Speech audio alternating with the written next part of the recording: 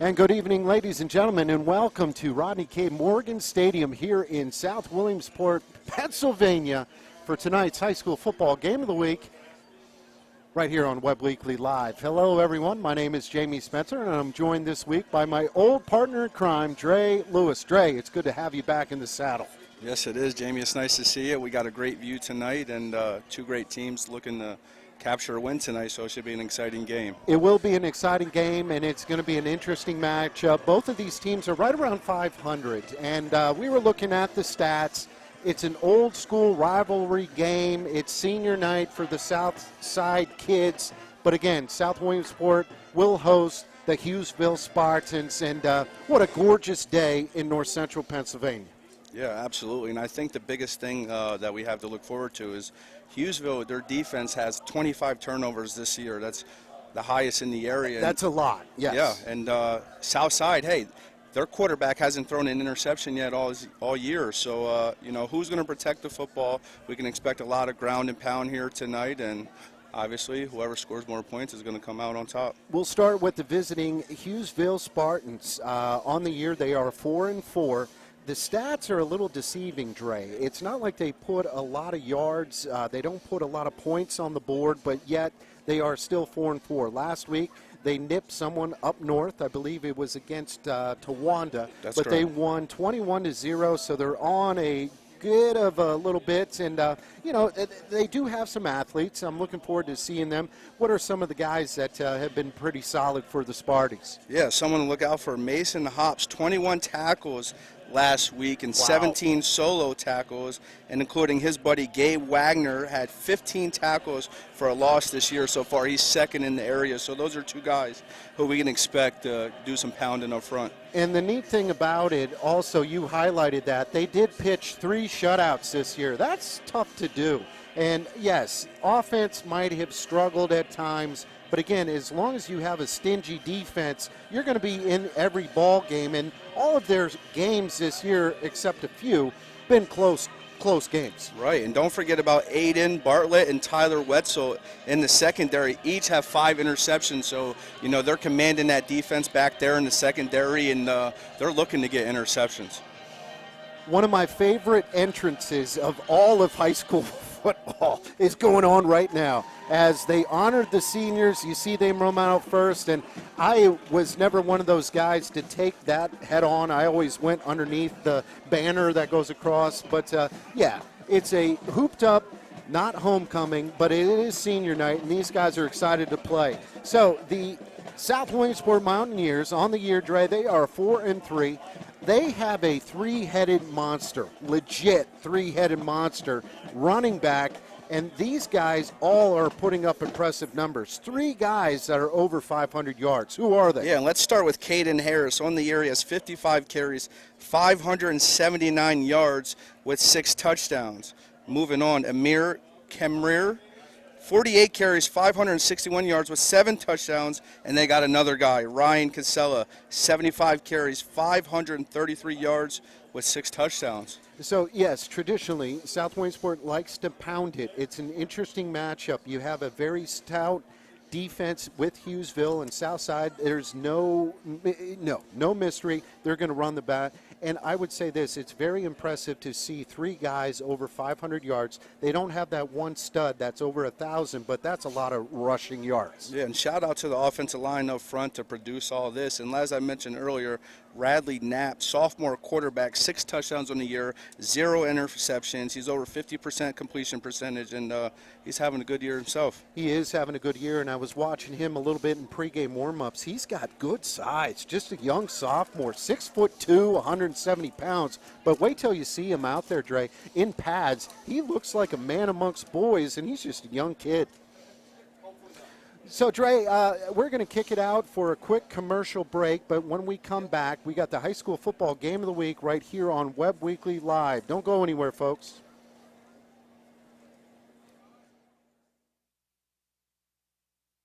The Kaiser brothers are ready to get you into the perfect new vehicle.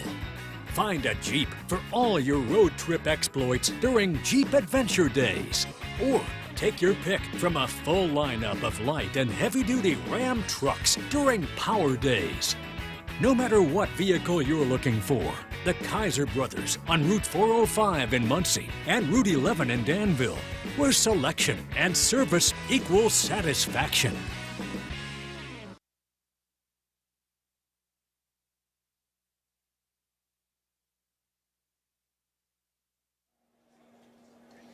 And welcome back to Southside. Jamie Spencer along with Dre Lewis, just getting closer to the opening kickoff.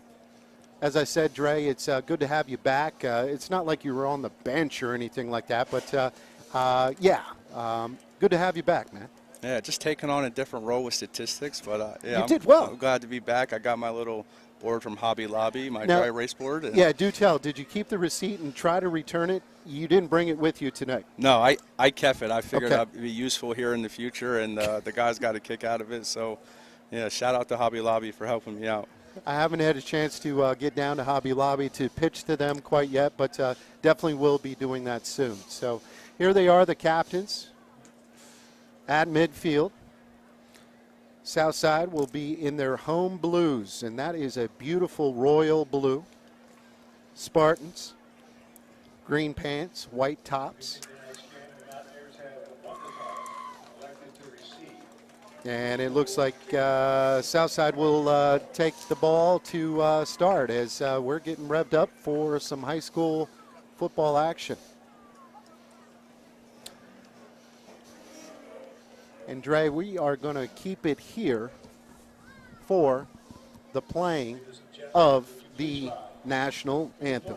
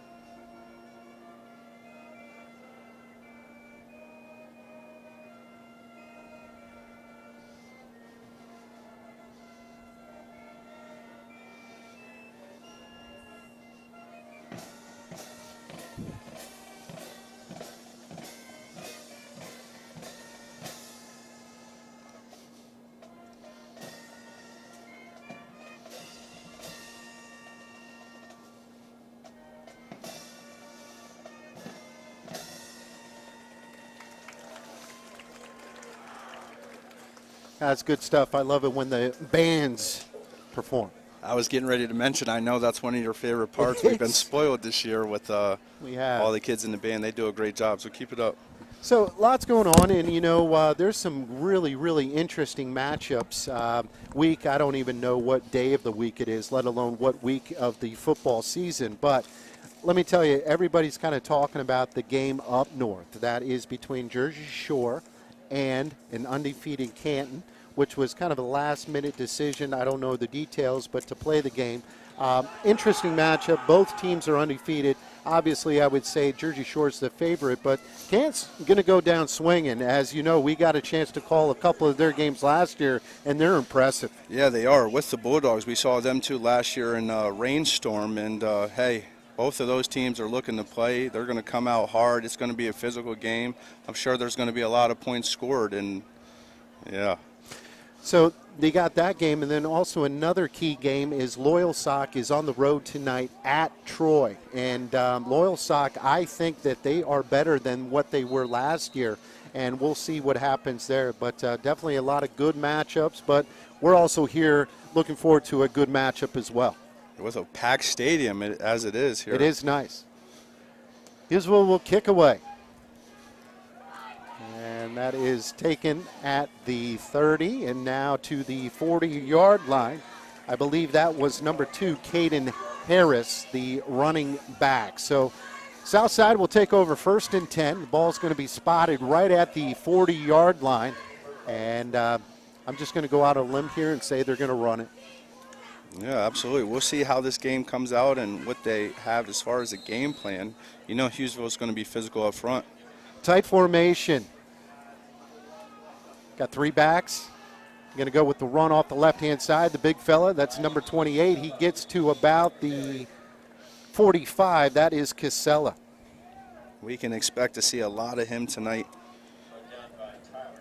He's kind of the, I hate using that thunder and lightning. I mean, I'm a huge Troy and, Thor fan, but at the same time, he's a big boy. Yeah, and just a junior, 6 foot, 210 pounds, coming at you hard. So that brings up 2nd down and 5. Has got backs, kind of a bobbled snap, but still the up man gets it closer and closer to that 1st down marker. It's going to bring up a 3rd down and 2 as we got the replay again this week. Yes, we do. Shout out to the team. They do a great job, and they make our job a lot easier. 3rd down and short.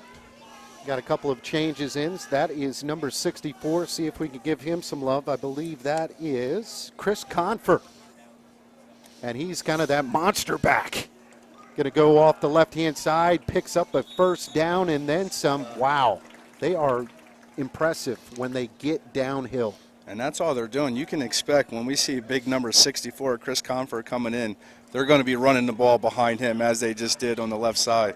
He kind of set up as a wing back. Interesting. And, you can just run behind the big fella.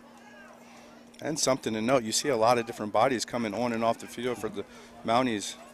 More traditional look here on 1st and 10. 2 wide receivers to the top. Quarterback going to go with the give.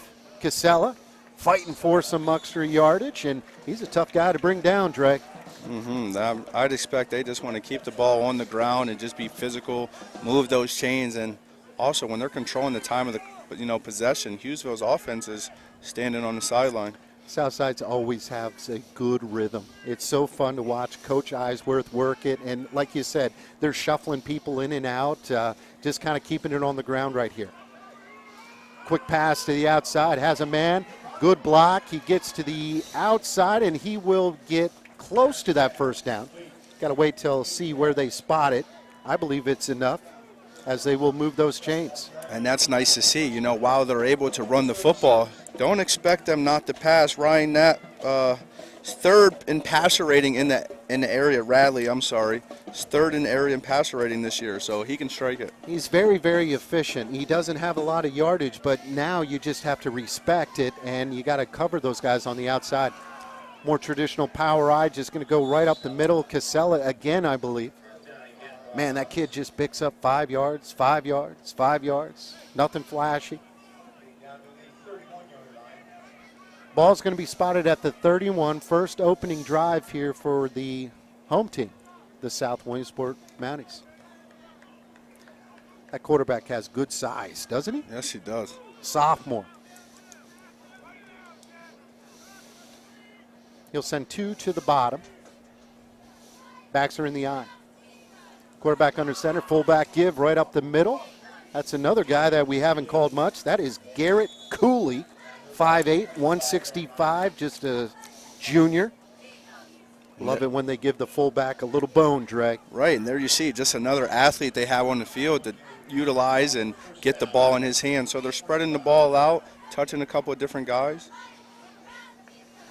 And again, going at their pace. Last couple of games, Dre, we've seen a lot of hurry up, no huddle, and, totally different. Confer's in. Going to run off the left-hand side. Hit at the line of scrimmage. Short gain.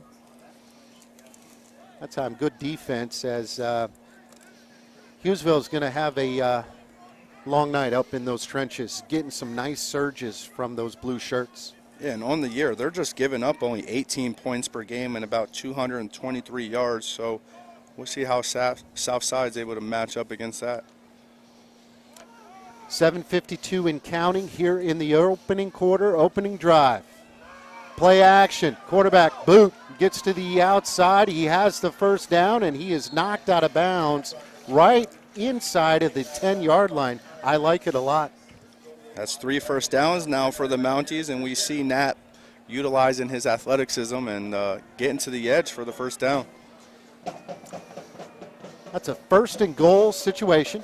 Ball's going to be spotted right at the 8-yard line on the right hash. Sun is down. What a gorgeous day it was, Dre. Yes, it was. And as I told you, man, when the older you get, the more you appreciate how beautiful those leaves are. As looks like Southside's going to have to take a timeout. Had way too many guys on the field. So we're going to go ahead and take a quick timeout as well. Opening drive, opening quarter. Don't go anywhere, folks. High school football game of the week. When you want the best, go to the best. Fairfield Auto Group has been giving you the best deals, service, and experience since 1986. Whether you visit their original Ford and Volkswagen store in Montoursville, their second Ford dealership in Williamsport, or their Chevy stores in Lewisburg and Montgomery, you'll be sure to find it at Fairfield. Fairfield for fantastic deals. Find it at Fairfield.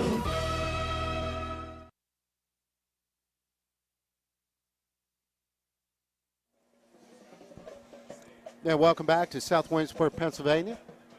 High school football game of the week. And Dre, interesting, they actually assessed a delay of game penalty. I guess they did not get the timeout in time. So they moved them back 5 yards.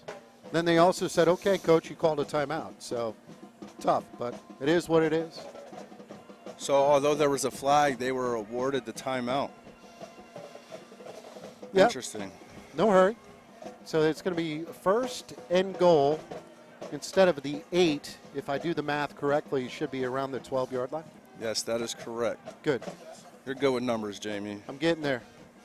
Helping my son out with some algebra. Oh, jeez. That's tricky. Double tight end set. Good surge up the middle that time. Is hard to say. It almost looked like a flag was thrown, but I think it was one of those hankies just to. I think what happened is defensive tackle got some pressure up there, and the ball hit the ground. And we almost saw a turnover here early in the first quarter. Let's take a look. It just looked awkward. I think the guys, as you said, were in there before the handoff was actually given. You had a good stat before the game. How many Hughesville turnovers have they forced? 25 turnovers this year. A lot of interceptions, but, yeah, that's a lot. Backs are in the eye. Behind Knapp. Knapp, play action. And he is not going to get wrestled down. He's going to try to get to the outside. Nice tackle, open field. Wow, there's people all over the place there for the Spartans. What a way to avoid a big sack right there. Ugh. Bradley Knapp, and a lot of pressure up front, but he sticks his foot in the ground and gets some positive yards. That was a nice tackle by number 1, Aiden Bartlett, wide receiver, also a defensive back, came up, made the tackle. And he's one of those captains back there. I mentioned earlier he has 5 interceptions. He oversees the defense and come up and made a nice stick right there. That's a lot, man. 5 interceptions, and they have 2 or 3 guys that have them, right? 2. Yes, that's correct. We're going to have to hurry up here a little bit. Toss, sweep. That's a Mir. Mir will try to get to the outside. Oh, gosh, that looked a little, and rightfully so. That is a penalty flag. I believe that's one of those horse collars. And there's one of those 3-headed monsters. We saw Amir come into the game and get the ball right away and stretch it to the edge. So it is going to be a horse collar, and that, man, that looked ugly. And again, just unfortunate. But that's going to actually move them closer, and it's an automatic first down. So instead of a 4th and short, now it is an automatic first down. And here we see some fresh bodies coming in from the Mounties. Now they say it's 3rd.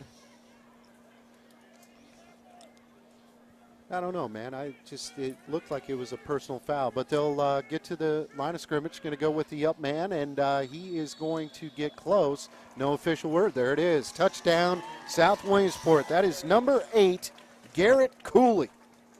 Touchdown. Wow, what a block. Number 52, Austin Bowersock. That's what they call a pancake.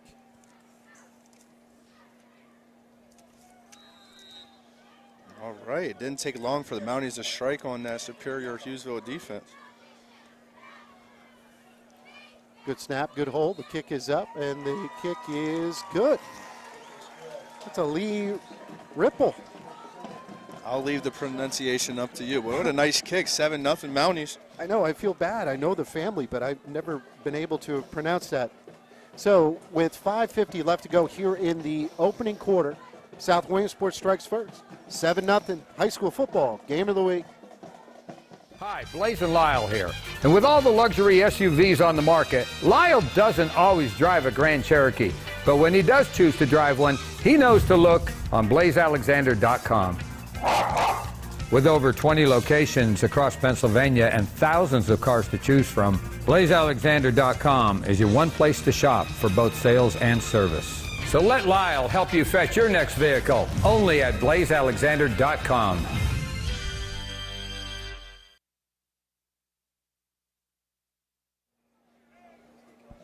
And welcome back to senior night here in South Williamsport. South impressive drive, Dre, opening drive. After to kick off, it's short, taken at the 25. Cuts across to midfield where the Spartans will take over 1st and 10 right at the 40. Yeah, nice return from Connor Knight. We see both return teams there with some speed and getting the ball upfield. Dre, I go through this every week. I refuse to give shout-outs, but there are some special occasions, and love to give a little shout-out to the Stackhouse family, who's actually tuning in from Morgantown, West Virginia. Nice. Thank you, Stackhouses. Big Spartan fans. 3 wide receivers to the top, 1 to the bottom. Quick throw. Get a little bit of a screen, and it is caught complete for a short gain. Picks up 2 or 3. And we see Hughesville Spartans, they're going to let their guy, Luke Kaiser, handle that offense with such efficiency, throwing the ball there on 1st down. They're looking to get the ball in space to their playmakers. As we said, Hughesville on the year, 4-4, kind of struggled a little bit moving the football, but some interesting, they're kind of going from the gun here. 3 wide receivers to the bottom here, Dre. Guys are in the gun. Good snap. He's going to roll out to the outside. Has a couple of guys, and he is just hit, smacked, and it is incomplete. Some of the south side folks are looking for an intentional grounding, but I don't think you're going to get it.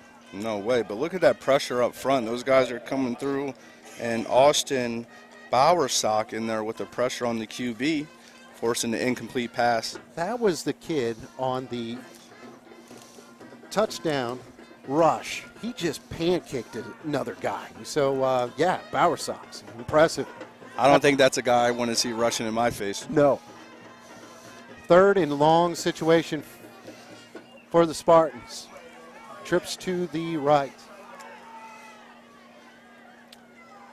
As I'm going to try to swing it out, and it is caught complete down at the 35-yard line. Nice pitch and catch. I believe that was number 24, Kelby Gordner. Yes, it was, and that's one of their guys on the year, 232 yards, 2 touchdowns, but you can see how effectively he is out in open space with a nice catch and run. It was a nice play call. They brought 3 wide receivers, and they slipped him out of the backfield on kind of one of those wheel routes. Man, I used to like watching you run that wheel route. Oh, long time ago, though, bud. Yeah. So expecting a lot of defense. We see both offenses moving the field very early here in this game. Tight formation, going to send a man in motion. 3 wides, as going to go with the handoff. Smacked. Stood up. Picks up 4, maybe 5. That is Gordner again. And if I was not mistaken, it looks like they might have got away with an offsides on that right side of the ball, but running backside to the left, trying to keep the chains moving. 4:13 left to go in the first quarter. It's quick. Yeah, we've seen 2 pass plays here so far in the first quarter, and it's almost as if it's a mercy rule game with the clock not stopping. Keep running that clock. Quarterback is in the gun. Sidecar to his right. Wants to throw it to the outside.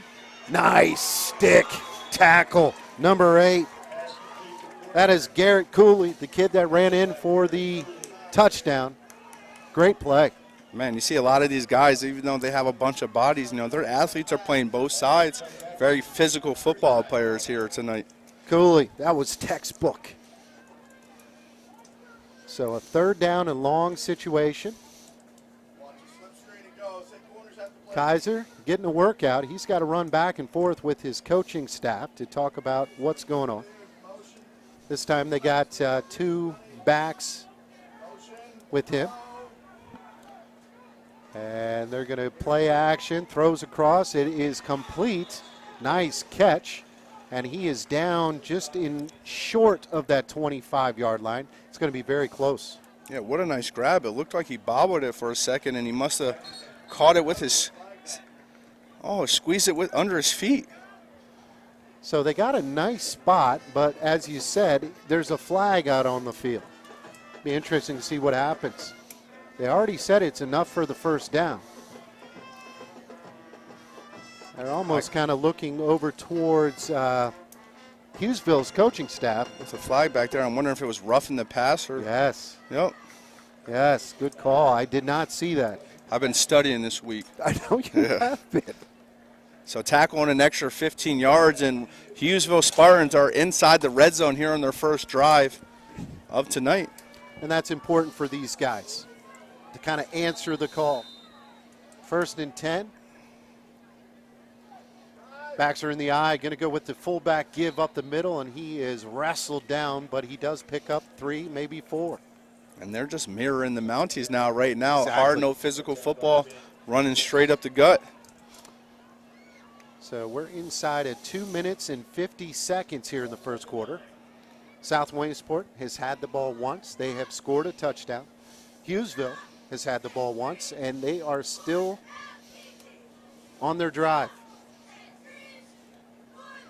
2 wide receivers to the right. They'll send one in motion, going to pitch it to the outside. If he gets through there, he's going to be all right, and he does not get in, just short. God, some of his teammates are like, why didn't you kick it to the outside even more? I think he saw the end zone. He just wanted to stick his foot and get upfield, but if he's, stuck to the outside, the edge, he had 2 lead blockers. So that's something to know. I'm sure they'll look back at that and, setting a signal down to their coaches. But they're looking impressive here, Jamie. They are. So nonetheless, that is enough for the 1st down. It's going to be 1st and goal outside of the 1. Backs are in the eye. Quarterback sneak, keeper trying to lean. He's getting held up, and no official word. It looks like he is just going to be short. Guys were wrestling, bringing him down, Dre. It is so hard to do that quarterback sneak. Yeah, look at all those big bodies up front. You can imagine why. There's a lot of push going up front on both sides. Kaiser, good athlete. Senior, does a little bit of everything. Look for them to spread it out a little bit and try the same thing. Wide receiver to each side. Set him in motion. This time we're going to pitch it to the outside, and he is going to waltz in for the touchdown. But I think I see something yellow out there on the field. Yeah, hold it. And that was a quick call. I don't think the receiver was set as he was coming in motion, if my studies steer me the right way. Yeah, this officiating crew, they don't give us much time to zoom in and figure out what's going on there. But all we know, it's against Hughesville. And that's too bad because that does move them back. So repeat 2nd down. Let's see what type of play they come out here. 2nd down and goal. Now we're at the 5. 1:14 left to go here in the first quarter. Quarterback in the gun. Kaiser going to throw this. Oh, and it is tipped. Nice play by that safety. Tough to get a number on that, Dre, but go ahead. I want to say 88 for the Mounties. Page Dylan Scheller. That was a great play. He knew that was coming. And I'm not sure if the quarterback saw that, because if he stays on his feet and catches that, he's running a long ways. Yep. So now we have 3rd down and goal at the 5. Hughesville, a lot like South Williamsport, they're taking their time. Play clock is down to 6. I can imagine it's 2-down territory here. And we have a stoppage in play, and it's actually timeout Hughesville, maybe. I don't know. Two of the officials signaled the wrong way. We'll take a timeout as well. This is the high school football game of the week right here on Web Weekly Live. The Kaiser brothers are ready to get you into the perfect new vehicle. Find a Jeep for all your road trip exploits during Jeep Adventure Days. Or take your pick from a full lineup of light and heavy-duty Ram trucks during Power Days. No matter what vehicle you're looking for, the Kaiser brothers on Route 405 in Muncie and Route 11 in Danville, where selection and service equal satisfaction.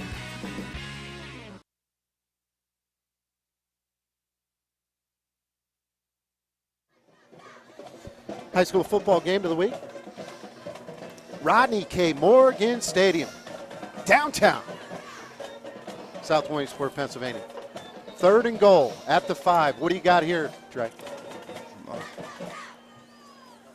I think if I'm the Spartans and if what they saw earlier when they got the pitch out to the outside, if their running back would have just stayed outside, looks like they might try to hit the short side of the field here.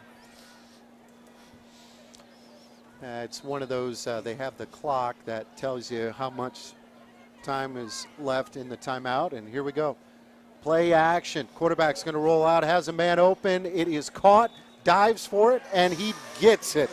Touchdown that time. Nice play call, and that was a nice catch.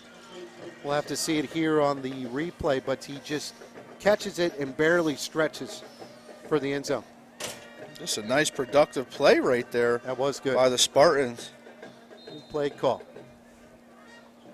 I believe that was Kelby Gordner. Hops. I love it when the peanut gallery corrects you. Hughesville, a point after. Kick is up, kick is good, and it hit the porta potty. Beautiful. We got ourselves a ball game, folks. High school football game of the week. The score, 7-7. Don't go anywhere, folks. Your family table away from home is Dolly's Diner, now with 3 great locations. The original Dolly's, Loyal Sock, behind Rita's off the Golden Strip. Dolly's Montoursville, where Dolly met Griggs. And now the new Dolly's, Park Avenue, Williamsport, formerly Donna's Restaurant. With those amazing breakfasts, daily and chef specials, sticky buns, and more, and Griggs coffee and peanuts. Don't miss it. Dolly's Diner, your family table away from home, covering the Williamsport area.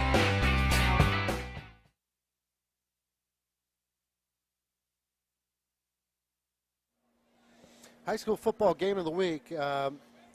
Correction, that was number 27, Mason Hopes. I figured it out at halftime. And I feel bad. I called one of my friends part of the peanut gallery. An impressive start here in the first quarter for both of these teams. Yeah. You know, how about it? We predicted, see a big defensive matchup, and here they are, opening drive, touchdowns from both sides. And it is a short kick. Bobbled, takes a bad bounce, and I believe he landed on it. But, man, Dre, that could have got ugly. A lot of Spartans, running downfield at a fast pace. Licking their chops. Here it is. Kind of bobbled it, and it took a funny bounce. But luckily, the young man got on it for Southside. And here, pregame, we mentioned how important it is for both teams to protect the football. Yes. It could take, maybe 1 or 2 turnovers, and that can make a big impact here in this game.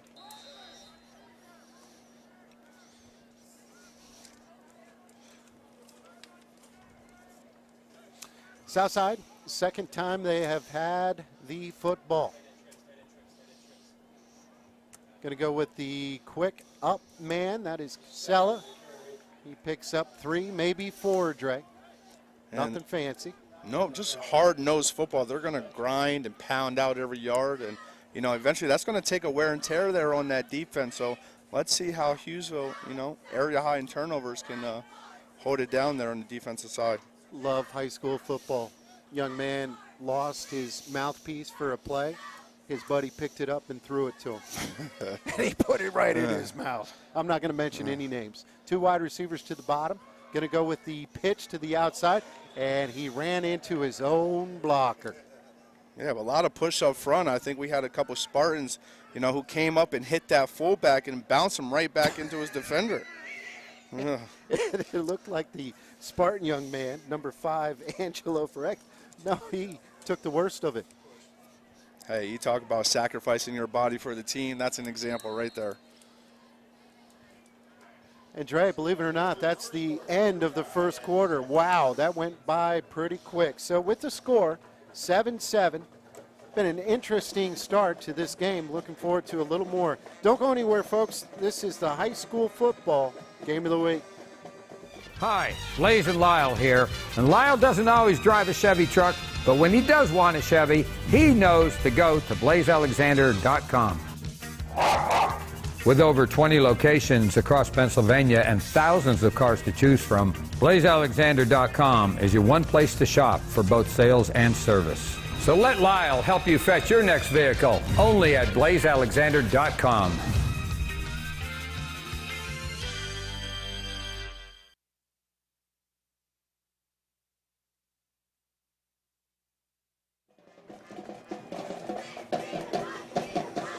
And welcome back to Rodney K. Morgan Stadium, South Williamsport, Pennsylvania. An old rivalry game between Hughesville and the South Williamsport Mounties.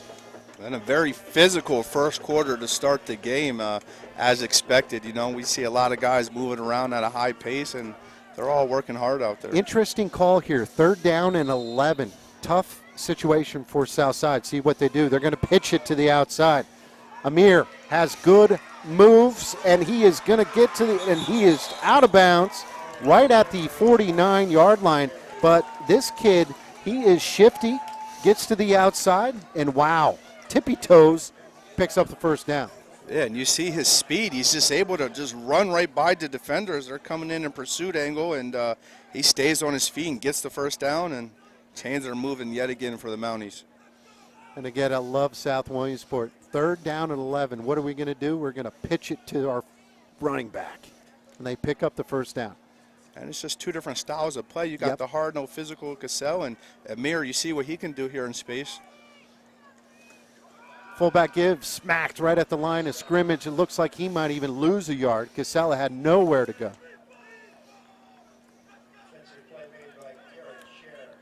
That was interesting. It was. There hasn't been many plays at loss here on the offensive side, and there's the second one for the Mounties. So you see those Spartans getting pushed up front. It almost seemed the D tackle shot the gap, got in between, but his back was to the guy that just ran into him. Right place at the right time. 2 wide receivers will go to the top. Backs are in the eye. Behind that, as Amir picks up a few. Good tackle right there by number 54. That is Bryce Burkhart. If that's not a football name. I was going to say, Jamie, you stole the word. We often see football names, and, man, that isn't a football name right there. Beautiful to see.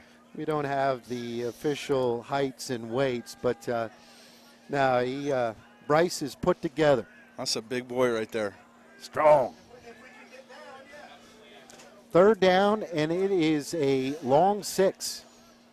Going to go with Amir off the right-hand side, and just barely gets through that tackle, and he is gone. Shoestring tackle, that time Connor Knight. Man, and that's a touchdown-saving tackle right there, to say the least. A lot of green grass in front of him. 10:20 left to go here in the second quarter. South taking their time. It is 1st and 10. Ball is spotted outside of the 40-yard line.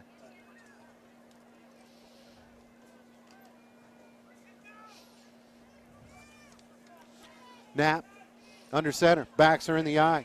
It's Amir going to chip it to him again. This time has to make a man miss, and it gets stood up at the line of scrimmage. Good pursuit. Good, tough defense by Hughesville. And to our fans and audience out there, that is a prime example of gang tackling right there. You see about 5, 6, maybe even 7 defenders for the Spartans come up there and make a nice hit. And I love those little guys, the corners, even though the play is dead, they get in there and try to get a little piece. Yeah, it's nice to see. Both of these are two physical football teams here. Fun. This has been a great game so far. Yeah. Both teams, as we said, right around 500, but a good hard-nosed start to this football game. Play action. Going to throw. It is a little high, incomplete. I like the play, but unfortunately incomplete. The intended receiver was number 2, Caden Harris. And with a deflection off his hands, if the ball stayed up in the air just a little bit longer, He almost got it. we would have saw a turnover for the Spartans. You see they're all over the football here every play. That was number 19, Justin Fowler, on the coverage. Third down and long situation for Southside. And it looks like South kind of some misdirections. They are going to take a timeout and talk about it. We'll take a timeout as well. This is the high school football game of the week right here on Web Weekly Live. The Kaiser brothers are ready to get you into the perfect new vehicle. Find a Jeep for all your road trip exploits during Jeep Adventure Days. Or take your pick from a full lineup of light and heavy-duty Ram trucks during Power Days. No matter what vehicle you're looking for, the Kaiser brothers on Route 405 in Muncie and Route 11 in Danville, where selection and service equal satisfaction.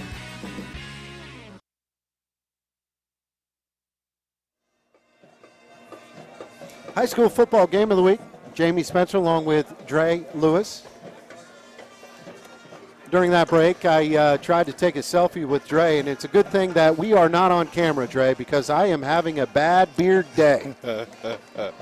I made sure to go see my barber right You before, look good. too. You look good. That's why I wanted to get a picture of you. Third down and long here for Southside. Took another timeout to talk a little bit about it. It's going to be a quick tight end dump, and it is incomplete.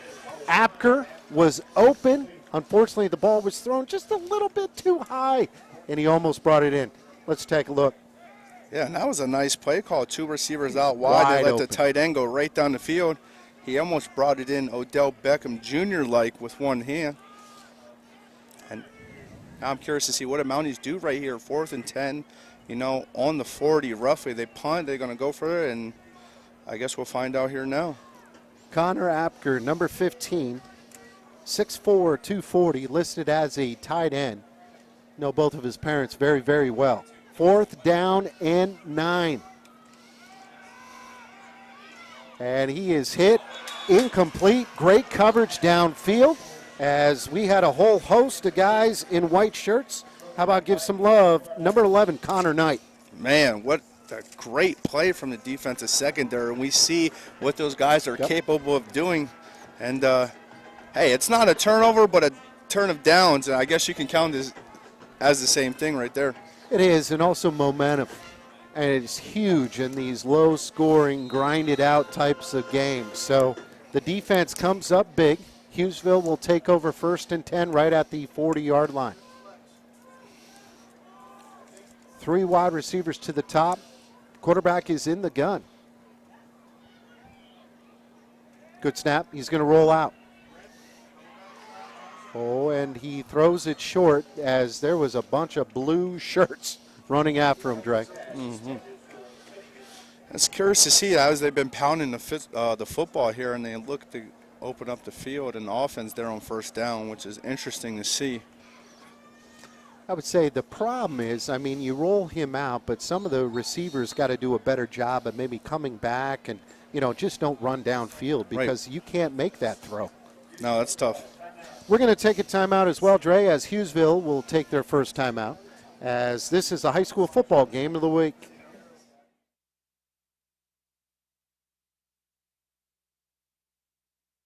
When you want the best, go to the best. Fairfield Auto Group has been giving you the best deals, service, and experience since 1986. Whether you visit their original Ford and Volkswagen store in Montoursville, their second Ford dealership in Williamsport, or their Chevy stores in Lewisburg and Montgomery, you'll be sure to find it at Fairfield. Fairfield for fantastic deals. Find it at Fairfield.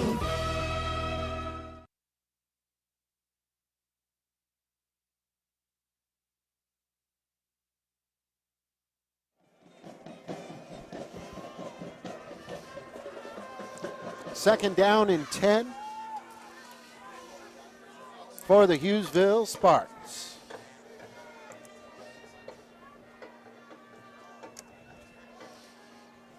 It almost seems that they're doing media timeouts. They won't let them snap the ball until the timeout is ready. Going to swing it out to the outside. He does get through, but he is taken down after a short gain. That is number 24, Kelby Gordner. Running back on running back action right there, huh? Yep. Casella came up and made the stop. As we see with a lot of these smaller schools, athletes are playing both ways. Brings up a third down and long situation for the Spartans. Backs are in the eye behind Kaiser. Going to pitch, and they're going to try the reverse as making a few guys miss, but Aiden Bartlett had nowhere to go.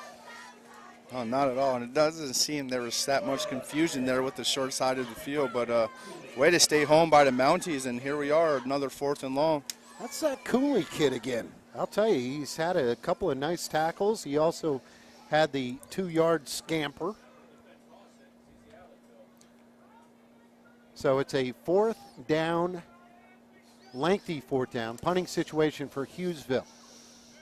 You got 2 guys for South in the back as end over end takes a nice Hughesville bounce, and they will down it inside the 20. So nice job, defense, but also a nice job by the punter. Southside will take over. 1st and 10, 7:37 left to go here in the second quarter. A lot of big games. I know it's early, but I haven't heard too much. Jersey Shore up 14-0 last report, up there against Canton. Troy 7, Loyalsock 0. That was in the first quarter. Good run off the left-hand side, Casella. And there's one of the 3-headed monsters, a hard physical run up there. Big, strong lad. Just a yard short of the first down. Hey, maybe if we ask Karinji, we can get the little highlights of both games on the film, huh? Yeah. Yeah. But Yeah. So he did not get the first down. It's going to be 2nd down and short. I see 64 running on the field again. Give me one guess what they're going to do here. Love it. I love it. He's the wing back. Backs are in the eye. They're going to go off center, and he is stacked. I don't know if he is going to get it. They got a pretty favorable spot down here. That is enough for the first down. But, Dre, great defense. Yeah, absolutely. And there's something to note here. If South can manage the clock and drive downfield, Spartans will receive the ball here in the second half. So points right here are crucial for the Mounties. 6:35 and counting, second quarter, 1st and 10. As they're going to go with Amir, and man, that kid is shifty. Good tackle to save a lot more damage. That is number 19. I believe that's Ryan Bauer on the stop. And you can see some momentum coming back here for Southside. But Hughesville's playing a great game, sticking to their game plan, playing hard-nosed physical football, and trying to prevent these guys from running down the field. When the game's over, I am going to introduce myself to Mr. Confer. Just because I love what he does. Double tight end, backs are in the eye, going to switch it, and there is a fumble. Did Amir get back on it? Don't know. There's kind of wrestling for it. Took a generous bounce to get back in his hands. Yes, and he was fortunate enough to recover that ball because it was out, and there were a lot of Spartans coming up close to it. And if you're a Hughesville Spartan fan, oh man, there's been a couple that, just kind of seem to bounce the right way. 3rd down and 5. Ball's at the 33. They got to get past the 38 for that first down. Tight formation. Full house backfield. Going to go with Casella. He is smacked right in the backfield. Great play. Number 27, Chase Beck. No, that's Hops. Sorry. I apologize, Mr. Hops. I've butchered your name twice. So scoring touchdowns and smacking defenders there in the backfield. Sticking He's all over. Punting situation here for Southside. Barlett and Connor Knight are back. Low liner. Going to be fielded right at the 36. As he smartly gets out of bounds. That is Aiden Barlett. Good field position here for Hughesville. And now here, if Hughesville wants to win this game, this is an opportunity to where they're going to have to take advantage of. They know they're getting the ball to receive the second half. And if they can go down here and put some points on the board, they'll be going into the locker room very excited. I agree with you. You got 2 wide receivers to the top. Backs are in the eye. Going to go with a old counter as he picks up 2, 3 yards up the middle. That is number 27, Mason Hops. 4th time. Hey, it's okay. He's getting a lot of action. I hope his parents and family are here and not listening. My inbox will be full. 2nd down and 6.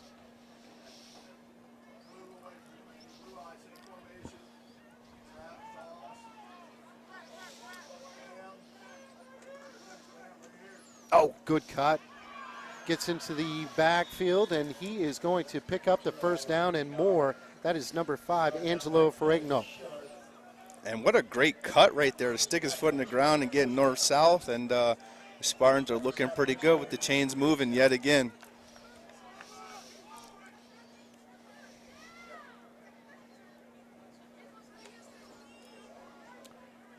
Clock will continue to roll, Dre. 3:40 and counting here in the second quarter.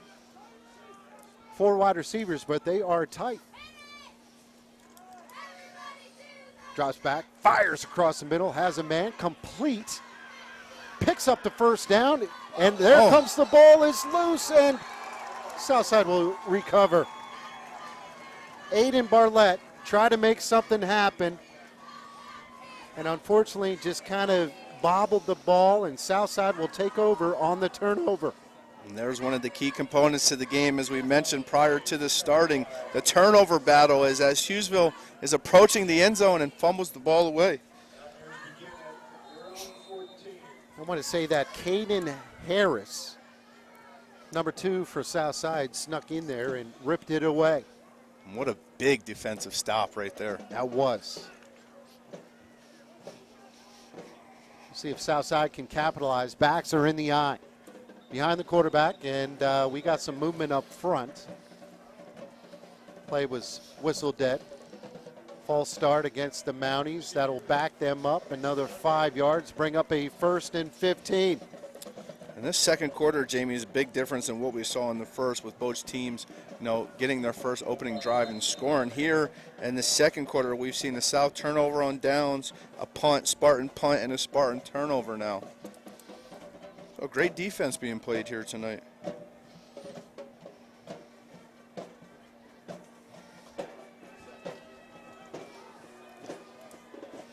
That band's good. Yes, they are. Playing some good tunes. You're going to have to hurry up. That play clock's getting down to 0 again. A little bit of a reverse. As good stop right there. Number 11, Connor Knight. Are you kidding me? What a stick right there. Not only that, he fights off the block, and it looks like they might get a flag for blocking in the back. And, hey, he helped his own case right there. I don't know if you saw it, but there was at least 4 flags on there. Yep, back in the black, and they are going to decline that. and that's smart, actually.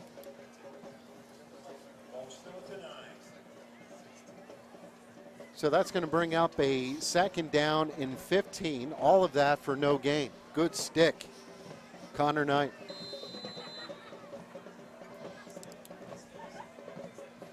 This is going to be one of those games where every possession matters, as advertised prior to the game. What a defensive battle here from both sides.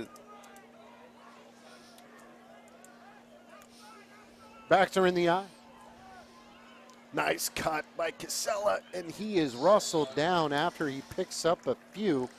Maybe gets back to the original line of scrimmage. It's going to bring up a 3rd down, and we will call it 9. Yeah, and another stick from that secondary. Connor Knight in on the tackle with his buddy Tyler Wetzel. These guys are physical football players. And Connor Knight, just a sophomore. Good for him. Good for him. Something to note, if I was South, I'd try to take up as much time as possible to limit the Spartans getting the ball back. As quarterback gets flush, he's going to go ahead and tuck it, and he's going to get out of bounds, but he's going to be well short of that 1st down. That was what they call good job by the secondary. Yeah, and man, just thinking about from the quarterback perspective here, you know, imagine you want to stay in bounds to keep that clock ticking inside of 2 minutes, and now the clock stops. Spartans look to get the ball back within midfield and try to strike the end zone here before half. Learning experience right there for the youngster. Yeah, good call. As they're going to punt it away. Nice punt, fielded right at the 50. He's going to try to get to the outside right, and oh man, there's just a lot of hard hitting going on. Short gain, but again, they are going to have good field position with 2 minutes. 2 minutes left to go here in this 2nd quarter. Dre, they try to set up the wall here, as you can see on the replay, but good job, good pursuit, stacked it up immediately. Yeah, and they just filled their lanes. They didn't mind any trickery or anything. Every guy's just trusting their teammates, getting to their spots. 2 minutes left here in the 2nd quarter. There's a tight 4 wide receiver formation again for Hughesville. Good snap. Throws. Oh, had a man open, just a little bit behind him. I like the pattern. Fowler was open. Yeah, they're getting a lot of guys in space and moving around, and, man, just a tough drop. It looked like it was a little bit behind the receiver there, Justin Fowler. I like Kaiser's presence. You know, he sat there in the pocket pretty well, and obviously it helps if you have some guys blocking for you up front. 2nd down and 10. Clock is stopped at 1:56. Going to go with the power run off the right-hand side. Gordner is... There's another turnover, Jamie. Oh, wow, that must have happened right at the end, and I missed it. I missed it. We'll see if we can see it here on the replay. Oh, he just wrestled it right from him. Yeah, Ryan Casella, he's a running back. He's on the defensive side, and I guess he says, hey, give me the ball. And he took it from him. So 2 turnovers now for the Spartans going into the end zone. That's tough. Let's see if Southside can capitalize on that with a little under 2 minutes here to go before half. They're going to send 2 wide receivers to the bottom.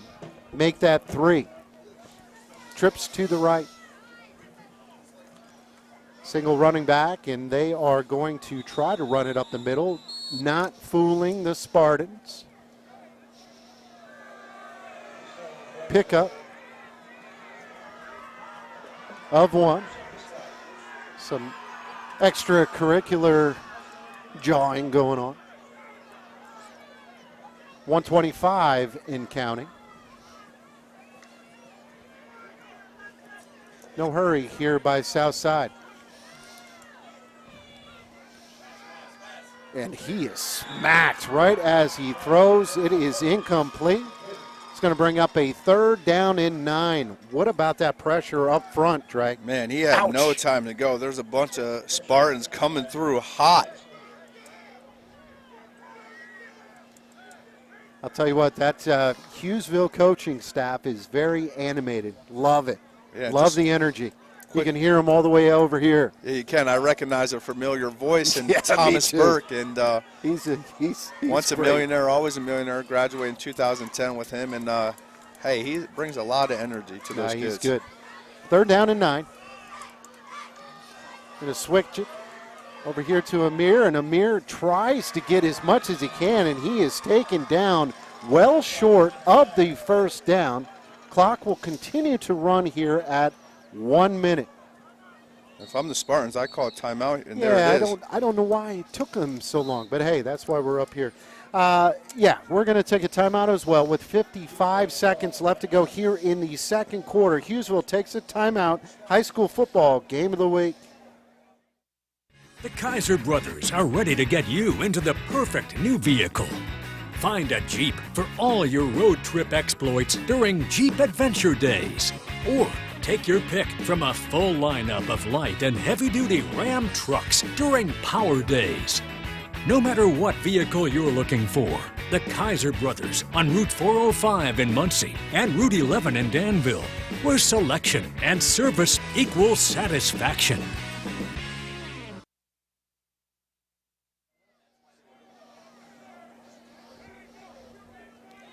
Welcome back. South Williamsport punting situation here for Southside. 4th down, and it is a lengthy 6. Casella's back there. And again, we're waiting. Are they waiting for us, Dre? Should we tell them that we're okay? Signal to the white hat. I mean, it looks like they're just waiting for,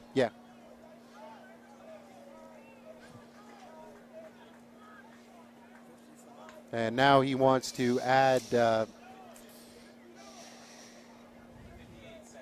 58 seconds to the clock. Is he talking to us, Dre? By the end of the night, we're going to get him. As trying to figure out the clock.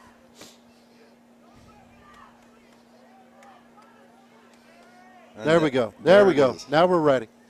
So, 58 seconds left to go here in the 2nd quarter. Hughesville. See if they can take over. Do you fake it here or negative, Ghost Rider? I do not think you fake it here. Okay. Good snap. Good punt.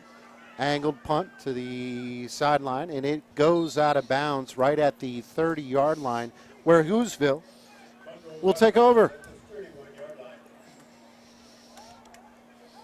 I'm curious to see, do you take a couple strikes down the field, or do you just go into half, QB kneel the ball, and, hey, we get the ball back 2nd half, it's 7-7, we can't complain. Well, and also the last 2 times they have had the football, what has happened? They have fumbled. So that's another thing to think about. But, again, easy to speculate up here. 3 wide receivers to the top.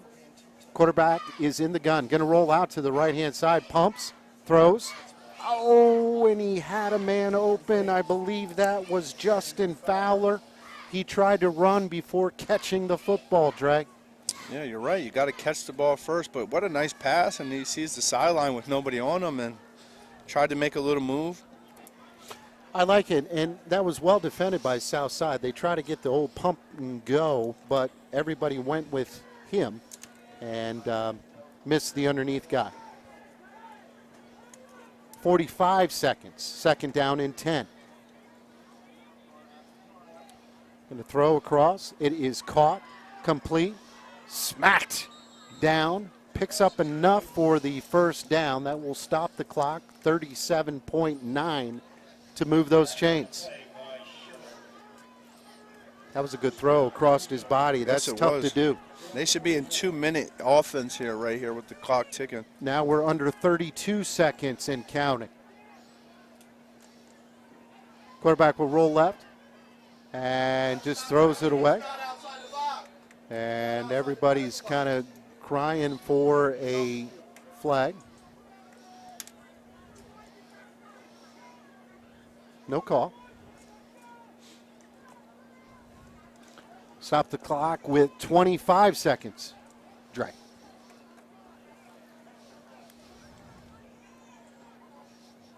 If I'm the Spartans, I think I just QB kneel, going to halftime 7-7.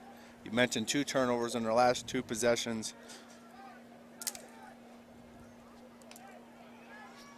I agree with you, man. So backs are in the eye. And he's going to throw it up for grabs. And, I'm not much of a hunter, but my friends are. And they, sorry. But I like it. Southside defended that well. Incomplete pass, 3rd down and 10 with 20 seconds left.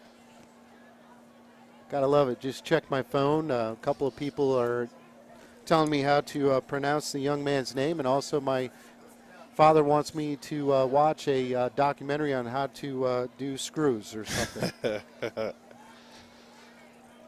3rd down and 10. Run it. No. Big pump fake. Throws. Complete. Gets out of bounds. Going to be short of that first down, Trey. 15.3 seconds. Interesting. Now decision time comes in. Do you take a shot and go for the first down, or do you just punt it away and try to pin the Mounties deep in their own territory? Looks like they still have their offense out there on the field. I'm with you, man.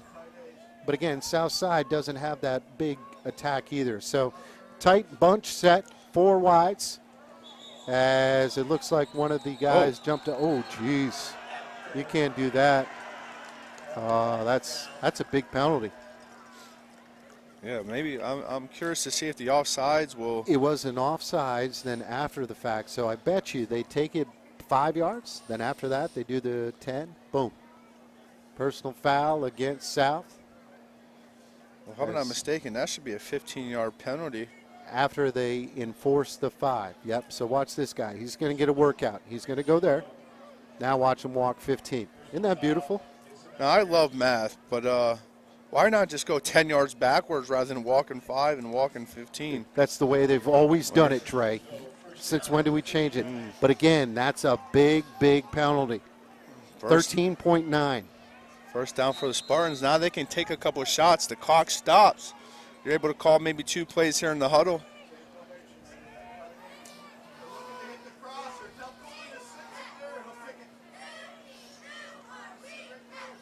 Got some time. Throws across. He picks up the first down. He tries. No, he's going to be short of the first down. Looks like he stops the clock with 7.7. So he did get out of bounds, Trey. Good heads up. With a timeout in their pocket, they can possibly look to get 2 plays here off with a quick throw. Get downfield, call timeout, and maybe take a shot at the end zone, knowing they get the ball back here at half. 2nd down and 4, but that really doesn't matter. 7.7 seconds. Quarterback's going to roll out, and he is complete. Gets out of bounds. 1.3 seconds. As looks like the quarterback's banged up a little bit. Kaiser. If I'm the Spartans, I call a timeout. You can't take it into the half with you.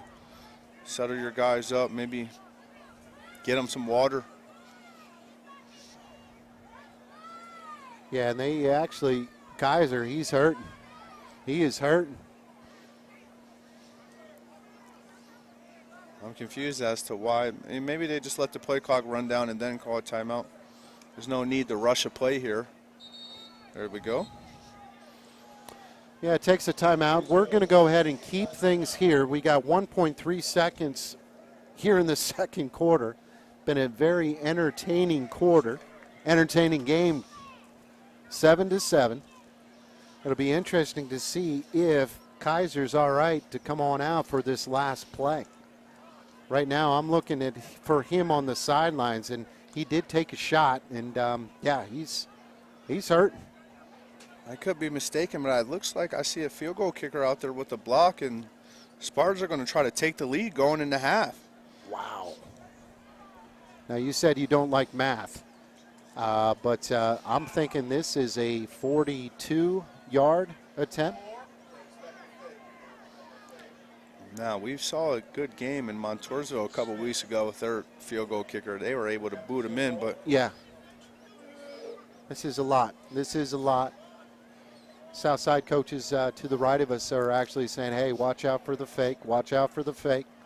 I mean, they kind of got nothing to lose if you look at it. You know, they try to take the lead here before half. If not, we get the ball back. We've been able to move the ball downfield. They've just been, you know, flawed by 2 turnovers in the first half.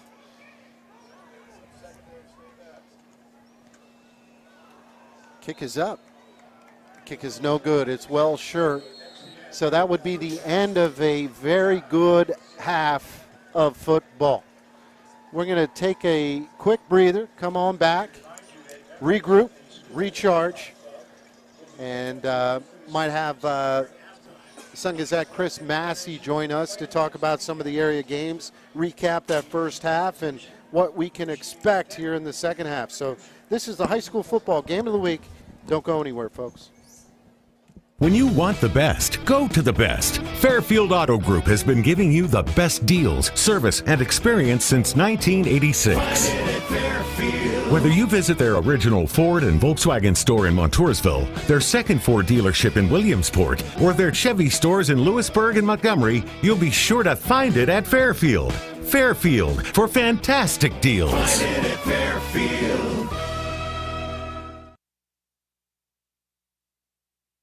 Hi, Blaze and Lyle here. And with all the luxury SUVs on the market, Lyle doesn't always drive a Grand Cherokee. But when he does choose to drive one, he knows to look on blazealexander.com.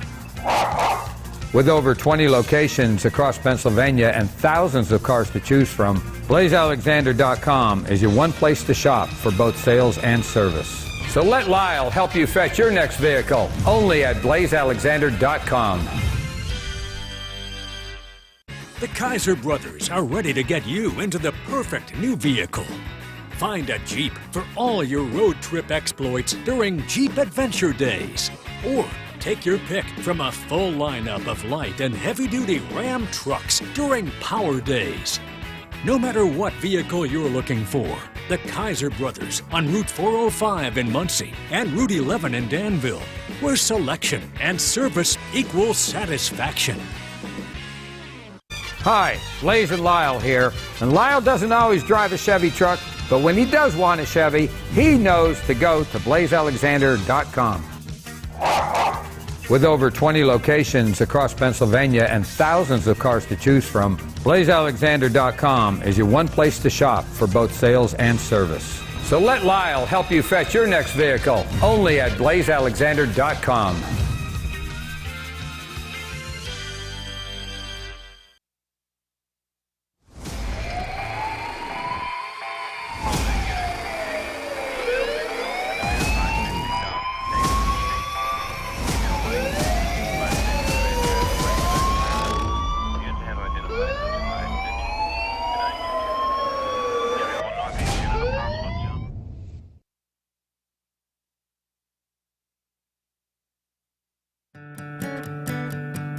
Hi, I'm Rennie Rodarmel.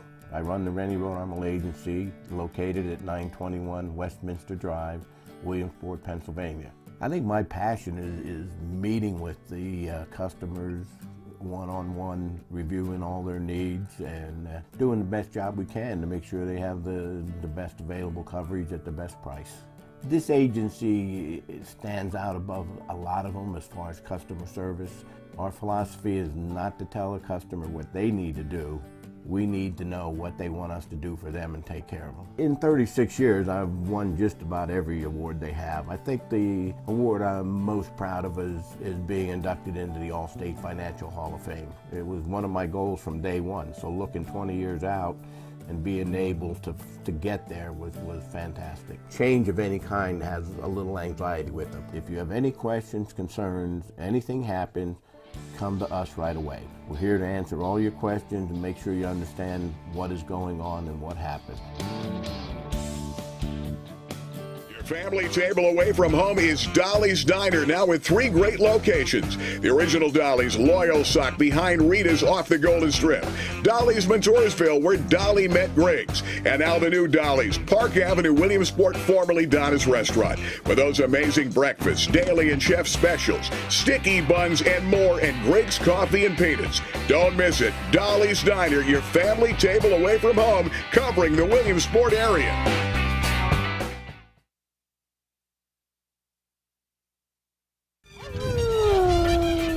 With all the great vehicles out there to drive, Lyle's not always going to be in a Bronco, but when he does want a Bronco, he knows to go to blazealexander.com.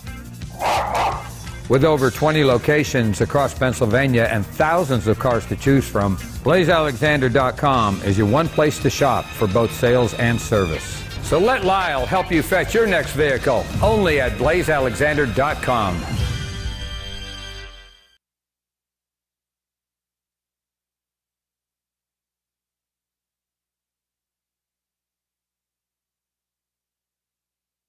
The Kaiser brothers are ready to get you into the perfect new vehicle. Find a Jeep for all your road trip exploits during Jeep Adventure Days. Or take your pick from a full lineup of light and heavy-duty Ram trucks during Power Days. No matter what vehicle you're looking for, the Kaiser brothers on Route 405 in Muncie and Route 11 in Danville, where selection and service equal satisfaction.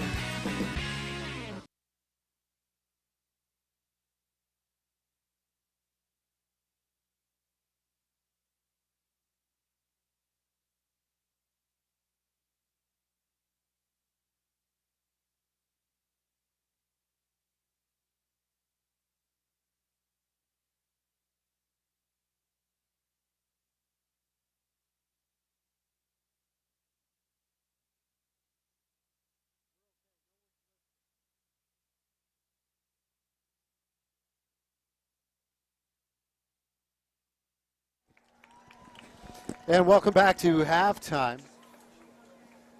Rodney K. Morgan Stadium.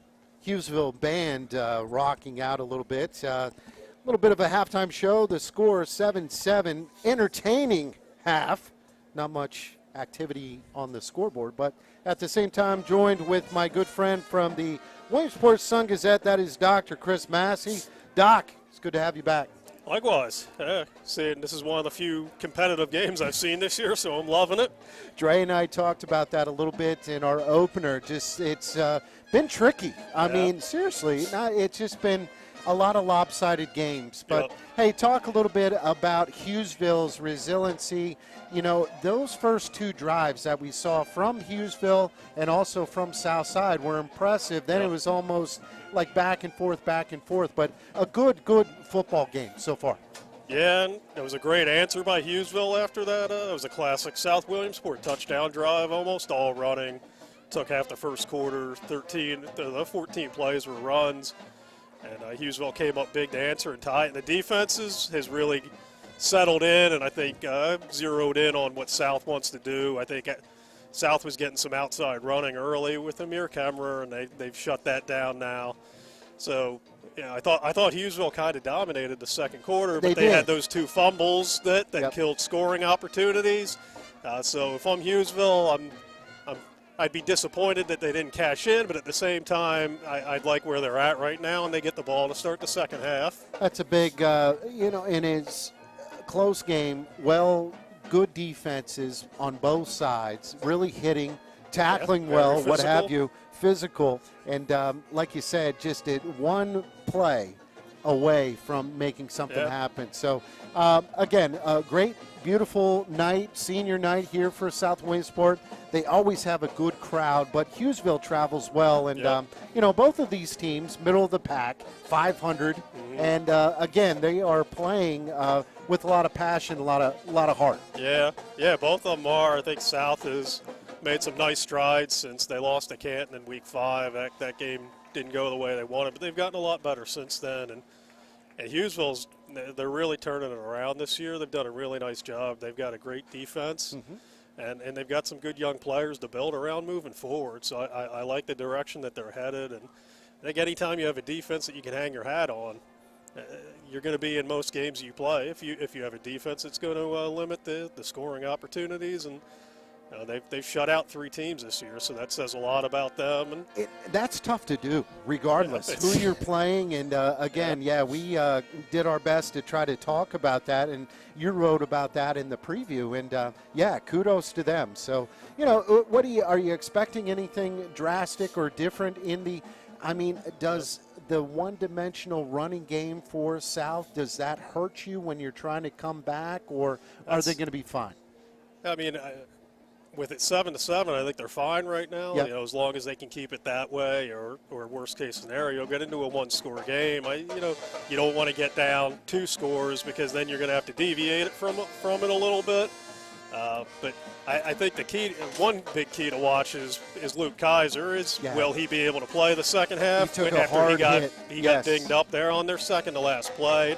He was having a good first half. He was 8 for 14 for about 80 yards. And I like their scheme. They've got a lot of guys running around there. You've got to be really disciplined on defense and get the ball to your athletes and let them work. So hopefully he can come back and play. I think that'll be something to watch because I like the way Hughesville's moving the ball. They just got to finish drives and not fumble like they did those 2 times. As I told you before the game, I don't know what day of the week it is, let alone what week is this in the football realm of things. Yeah. Week 9. Week 9 already. We only got one more to go in the regular season. It's that's nuts. Just unbelievable. It just flies by. A lot of big matchups this week. I know you were kind of a Twitter guy. Yep. Talk to me. Have you heard any updated scores? Go ahead. Yeah, Canton is only down 14-0 to Jersey Shore at halftime. Good for them. That's a statement by Canton. Yeah. I think if anybody doubted how good they are, if they're for real, being 14-0, Shore has scored at least 28 points in the first half against every opponent this season. So that's a huge boost for Canton, whatever happens in the second half. And we're talking big schools, small schools, and in Jersey Shore is as good as hyped. So that's good for Canton. Yeah, that's impressive. Muncie playing Northwest tonight, I thought that might be a battle. It's a potential playoff preview, but Muncie's up 34-0 at halftime. Okay. Ross Iyer, 2 long touchdowns from his cousin Branson, and Austin Johnson's running wild. He's got about 150 yards. Is he back? He came back a couple weeks ago in South, and he's a weapon. He's a big boy. I wouldn't want to mess with him, so he gets a head of steam going. Just a sophomore, too. Yeah. If I was a safety, I'd be making a business decision if I saw that guy coming my way, and I was the only thing in his way. Yeah, well said. And Loyal Sock Troy, that game's as good as advertised. It's 14-all at halftime. Is it? Okay. Yep. Sock was down 7-0, 14-7. Gave up. Troy's special teams are amazing. They got their 7th return touchdown of the year. They always score. Yeah. And Davion Hill, I saw the last drive of the half. He carried the ball every play of the drive and went down and scored.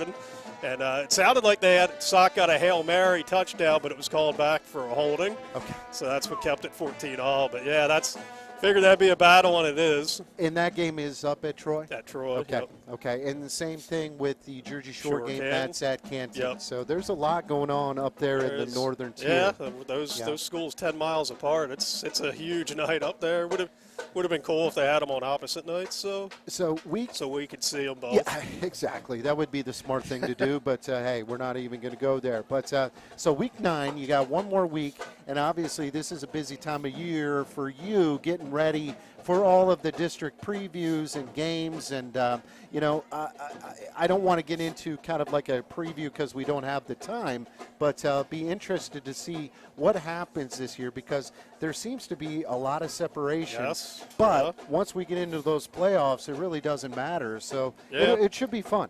It should be fun. Yeah, and both, like you mentioned, South and Hughesville being in the middle there. South and Northwest will determine the 3 seed next week. And I don't know who will be the 1 seed either because Canton and Muncie, Muncie could get it, but Canton, if they beat Troy next week, could still get it. Yep. So it's hard to – we know the 4 teams. We don't know the matchups. And Hughesville, Hughesville is looking like they might be the 5 seed and get Bloomsburg. If they can stay in that bracket, them and Bloom had a great game earlier this year. Bloom won it late. That would be a nice matchup for them, to avoid Troy and Southern and Mount Carmel and have a shot to win a playoff game. That would be huge for them. It's huge for them now, and it's also huge for them moving the experience, forward. For the guys coming back. Absolutely. Well, hey, Bob, we are just about ready to get things moving here for the second half. We appreciate all that you do for us, and also thanks for chiming in, and I'm looking The forward to Kaiser a good second brothers half. are ready to It's gonna get be a you battle. into the It's, perfect new I'd be vehicle. happy with overtime. The more, too. the more the merrier. I don't have to worry about deadlines I like- anymore. So on Fridays, I don't. Okay, life is good. Yeah. And I'm just excited to have a good game. Exactly. Me Amen to too. that. I'm with Sounds you. good. So, Chris Massey, Sun Gazette, thanks a lot for joining us. And we're going to go to commercial. Come on back for some second half action. High school football, game of the week right here on Web Weekly Live. The Kaiser brothers are ready to get you into the perfect new vehicle. Find a Jeep for all your road trip exploits during Jeep Adventure Days. Or take your pick from a full lineup of light and heavy-duty Ram trucks during Power Days. No matter what vehicle you're looking for, the Kaiser brothers on Route 405 in Muncie and Route 11 in Danville, where selection and service equal satisfaction.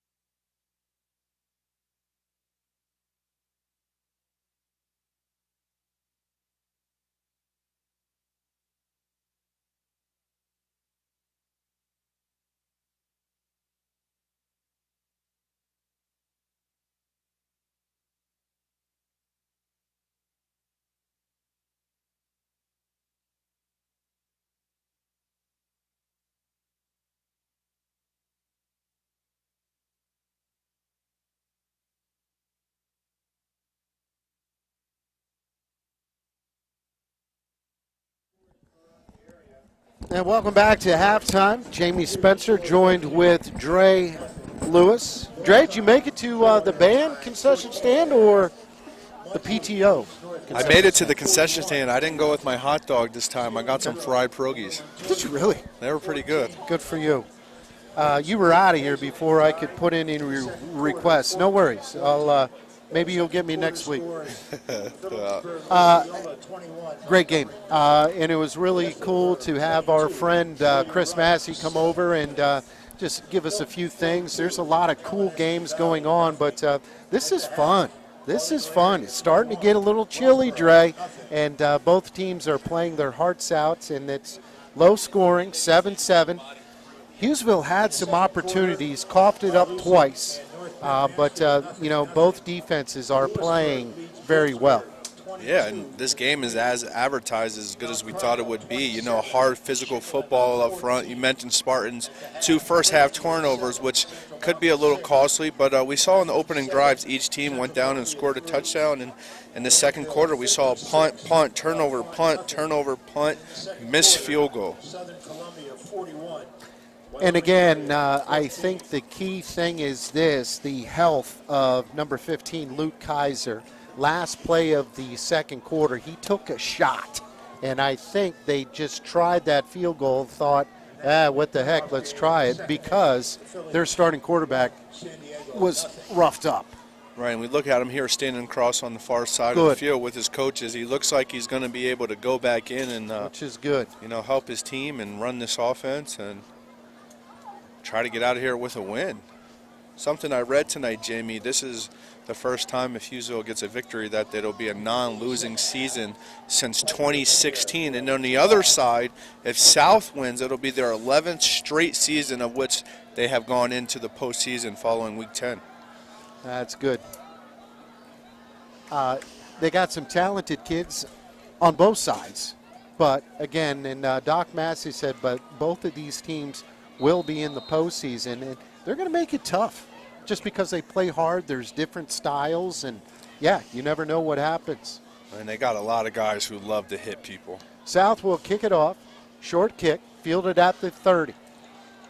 Makes one man miss, and there's that's just scary, as it looks like we had a couple of guys come in there and pulled different ways, and hopefully the young man's okay, and he is.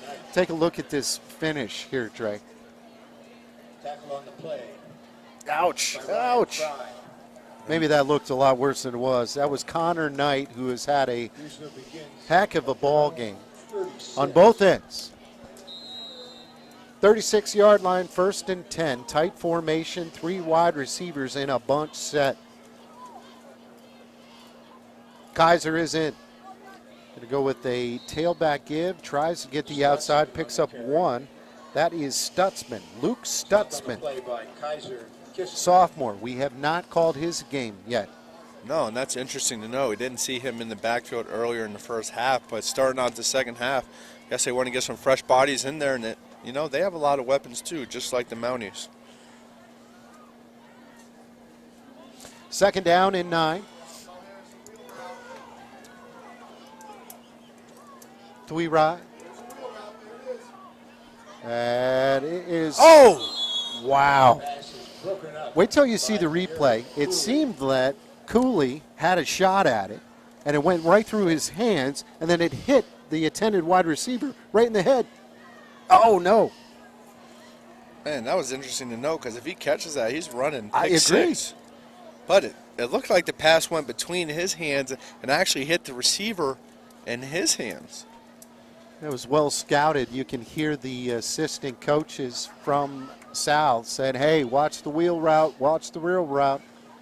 Right players at the right spot, but it just didn't work out. Third down and 9.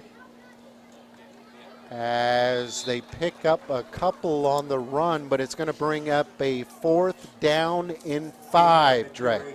Brought down by Cooley. Now here's an interesting decision to be made. It looks like the Spartans are going to line up to punt the ball. Number 42. And for South, for a defensive stand, you couldn't ask for anything better to get a 3 and out to start this third quarter. Punting formation. Got 2 Mounties standing at their own 30-yard line. Good kick to the sidelines. And it will go out of bounds. And good athleticism by that young official. He's a younger official. Yes, he is. That really would have got bad if it was one of the older guys. If you participated in the 50-50, we have the winning number. It's a purple ticket. 14-14. That's what Massey said. The score, Troy and Loyalsock. And then it was 14-0 Jersey Shore over Canton. That's impressive. That right there, I mean, not to say that it'll change their program because they're already successful, but that's a huge win for the Bulldogs if they can pull that off. And there you go. Up the middle, Casella. Casella is down at the 40-yard line. I'll tell you, the kid, he's built like a tank. Yeah, and he's been working hard the entire first half, taking a lot of shots, and for the first time we were able to see him out in space, and yeah, he's pretty fast for a big guy. He is. And, so many options. We talked about it in the pregame. When you have 3 guys that are averaging or on the season 500 yards, you have so many options, and they're all different. Casella's more of your brute, and then you got a couple other guys that have a little more speed. Backs are in the eye. As going to go Cooley up the middle, picks up 2. Got to try to keep those linebackers honest. Right, that's a hard 2 yards right there. Then we see these bodies coming in, and your favorite, number 64, I see him on the side here. Give me a shot, Coach. He's a big boy. Nope, he's not going to get the call this time. So 2nd down and 8.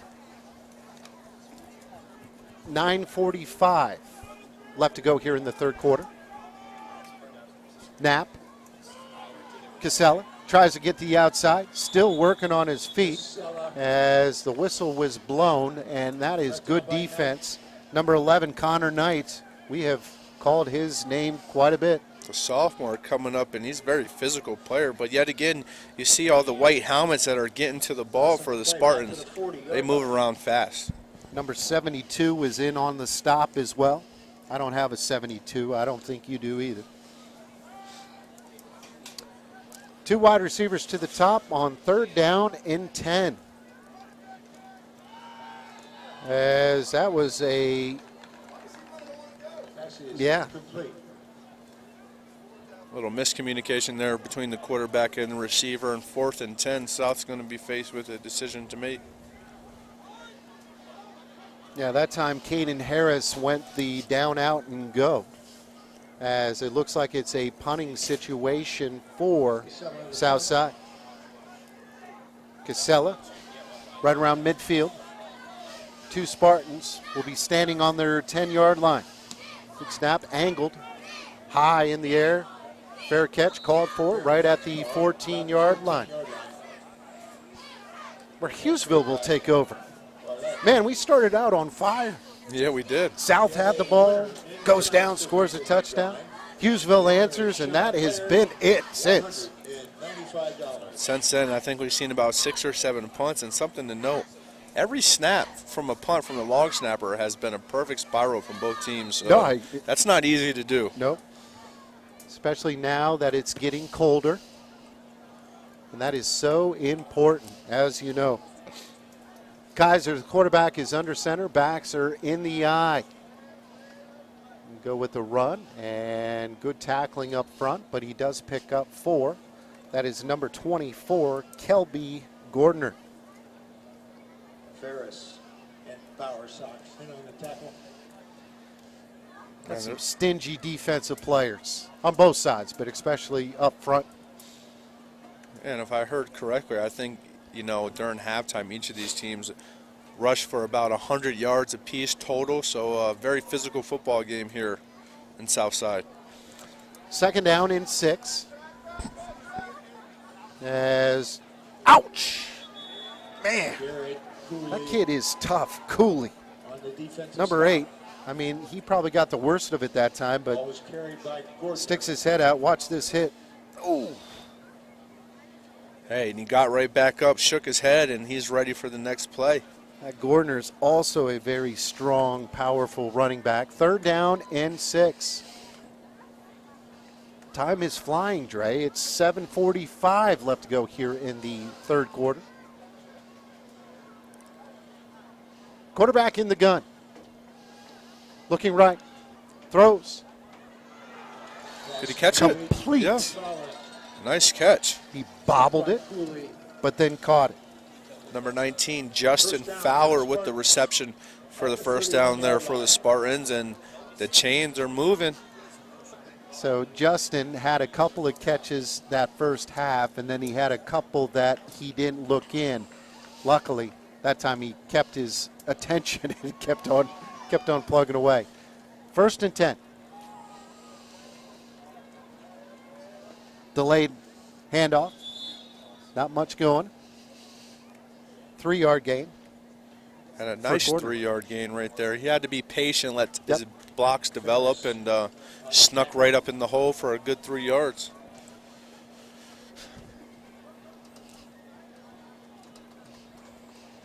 We'll see if they, give a few touches to number 27, Mason Hopez. Hopez with the carry. Picks up 3. Love to give a shout out to my man Spartan Martin.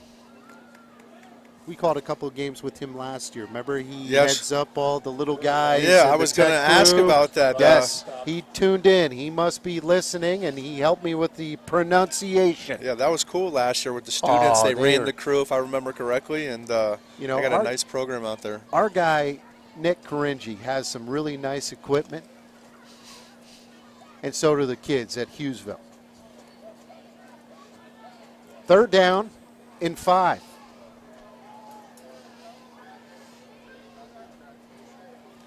And trying to get it. There is a penalty flag. It's going to be just short of the 1st down. It looks like he has to get across the 41, see what happens with the flag. Holding. Holding against Hughesville. They will go ahead and take that penalty. It's going to move them back quite a ways. I didn't see it. It looked like he just got him up inside his shoulder pads as his running back was trying to come around the edge, and he wasn't sure which way he was going, but he tried his best. That's a big penalty. All penalties are big, but that one especially, because now it's a 3rd down and 13. Looks like the Mounties are coming with the blitz. Picked up. He's going to throw it up in the air. It is caught, but it's going to be a very short gain. Nice throw, nice play, nice catch, but again, they're still 10, 11 yards short. Man, Garrett Cooley is all over the field tonight for the Yes. Mounties, and he's playing a heck of a game. Ball is on the 30-yard line, 4th down. Says he's listed at 5'8", 165 pounds. He's but bigger than that. He plays for every pound. No, he does, and he's out there on special teams. Wagner to punt. He's everywhere. Good snap. Good end over end. Takes a Hughesville spot in bounce, and now it's going to be stopped right at the 31-yard line, where South will take over 1st and 10. Mountaineers with a first down. 5:29 left to go in the third quarter. Again, a defensive grinded out 7-7 ball game. Two teams are playing hard. Yeah, and, you know, the next touchdown could be enough to seal the deal here. Well, coming into the game, each defense, as I mentioned, Hughesville only gives up 18 points a game, and the Mounties only give up 19 points a game. That's amazing for a team to be 4-4, and they only give up 18. We talked about it. They pitched 3 shutouts this year. Good for them. Backs are in the eye. And that is Caden Harris. We haven't really called his name that much running the football. He's been more out as a wide receiver, but again, on the year, he's right around close to 600 yards for the year. Oh, and we got another hold against Southside. Wow. I didn't see that flag. That came in hot as he almost dodged the flag as he was dodging defenders. Also in the third quarter, Royal Sock 21, Troy 14. Loudspeaker said that Loyal Sock is now leading 21-14 over Troy, third quarter. They got a good group of guys over there, too, with Tyler G., Davion Hill, Jalen Andrews. They got some studs. Yeah. Yeah, they're a fun team to watch. Hopefully we'll get a chance to maybe see them. And that's kind of a tailback give. Gets across the line of scrimmage, short gain. I'll tell you what, I'm very impressed with this Spartan defense. Coming into the game, the Mounties averaged 31.3 points a game, and probably for the first time all season, they've only been held to 7 points in the first half. They're really, really stymied up front. I think something to note is, you know, as a defensive player, you got to enjoy playing defense. It looks like these guys love playing defense. 2 tight ends into the game. Backs are in the eye. Going to go with a quick throw, and it is up, and it is almost caught. Incomplete. Great individual effort that time by number 11, Landon Gephardt. Fowler was on the coverage. And that was great one-on-one coverage, and that's a big stop for the Spartans. Now 3rd and long for the Mounties. On the season, Landon Gephardt is the number 1 target, 290 yards on the year, 3 touchdowns. But again, Southside usually likes to run that football. Right, and here for Landon in the last 4 games, he's had 3 or more catches. So, you know, he's their guy when they need to throw the ball. 2 wide receivers will come to the bottom. Play clock. They just get it off, or no, did they not? And it looks like we have false start against the Mounties. That's going to move them back an additional 5 yards, Dre, and it's going to bring up a 3rd down and 22. And that's about the 3rd or 4th time they've been on the verge of that play clock. I don't know if they're, you know, having miscommunication errors down there or what, but yeah, those aren't flags you want right there deep in your own side of the ball. Now Hughesville makes a stop. You know, they get the ball hopefully within midfield and can look to strike. So let's see what they come up with here. And again, with Southside being a grinded out, let's run the football, this is kind of tough territory for them. 3rd down and 22. 4:14, clock is stopped. Left to go here in the third quarter. Backs are in the eye. Play action. And they do set up the screen, and it is taken down, still on his feet, and good pursuit. That poor man, Landon Gephardt, had nowhere to go. Let's circle. I wish we had a white pen, you know what I mean? Let's like circle they do all on ESPN, huh? circle all the white shirts here who had a play. Great pursuit up front, first of all. And he was lucky enough to get that off. There's that gang tackle coming in for the Spartans. You see 1, 2, 3, 4, 5 defenders stop the play. I'm not the smartest guy in the world, but this is a huge possession for the Spartans coming up. Beautiful kick. Going to go out of bounds. No return. But again, Spartans are going to get some great field position. They'll take over inside Southside territory right at the 45-yard line. 3:29 left to go here in the third quarter. 4 possessions in the half, with the Spartans having 2 and the Mounties having 2, and we've seen 4 consecutive punts Look from at each you, side. man. You're starting to do this. You're starting to figure it out, bub. Hey, if we can do stats and color at the same time, we're doing our job. 1st and 10. Hasn't been a lot of offense since that opening 2 drives. And I think that's to stellar defense. Yep. Yeah, and we got a false start. Been a couple of just not smart penalties by both sides. And I think he's just looking over to the quarterback. He's so excited and just started a little bit too early. That'll move that back to the 50-yard line. It will be a 1st and 15. 3:25 left to go here in the third quarter. 7-7. A great high school football game. It here. is. It is fun. Backs are in the eye.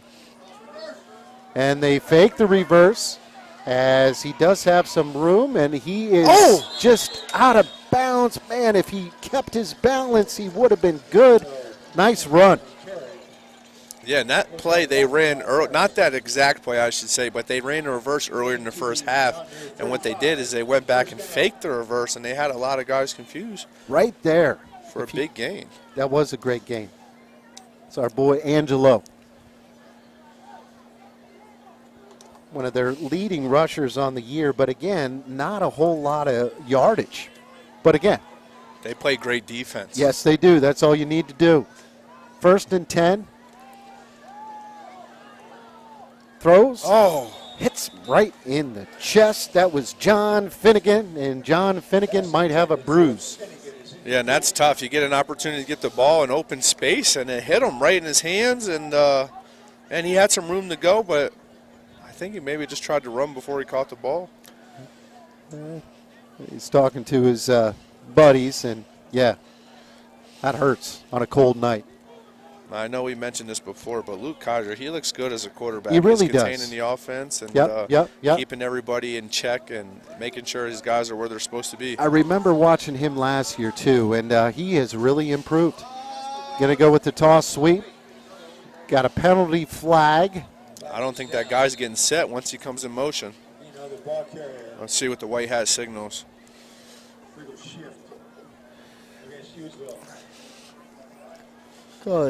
Legal shift. Now you see this half, we've seen both sides get some momentum, but man, penalties are costing each team a lot of yardage here in the second half. You know, that was interesting. They took the penalty, which will bring it 2nd down and 15. There was really no gain. It would have been 3rd and 10. So, yeah, but again, that's why we're calling games. But again, parents don't call us at night either. Sometimes they do. 4 wide receivers, 2nd down and 15. Going with the draw. Angelo doesn't have much. Picks up 2. 3rd and 13. Interesting play call there. The Spartans put 2 guys out wide on each side and decided just to run the ball at the gut. But time's ticking here in the third quarter. We're a little under 3 minutes to go. Still tied at 7 apiece. Telephone has been turned into the press box. 2:40. You've lost your phone. You might want to check with us. I just checked my phone. 4 wides on 3rd down and 13. Kaiser drops back, going to throw it up in the air, and it is incomplete. Well defended. Got a bunch of blue shirts back there. Number 8, he's always in on the action. That's Garrett Cooley. Brings up a 4th down.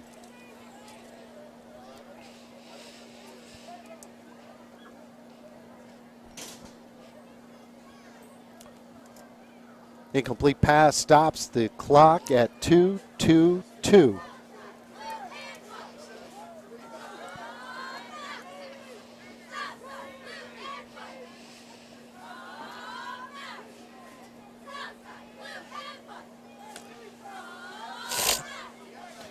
And we got a stoppage in the action as the officials being attended to. That's strange. Hopefully the gentleman's okay.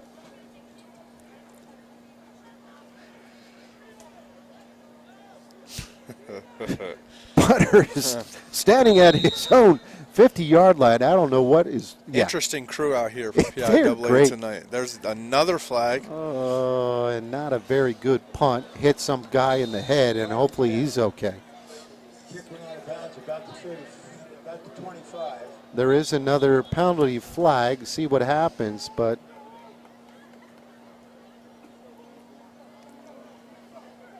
false start against Hughesville. You got to decline that.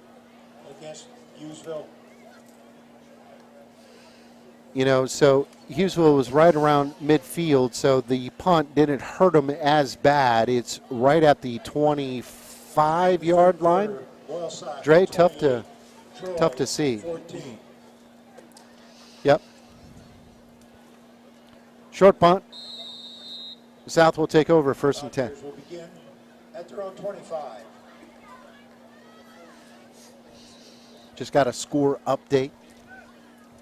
Loyal Sock 28, Troy 14. Did you say they were down 14-0? Or that's Jersey Shore, I'm sorry. Jersey Shore. Yep. More flags. Man, that's been a lot of flags, consecutive flags.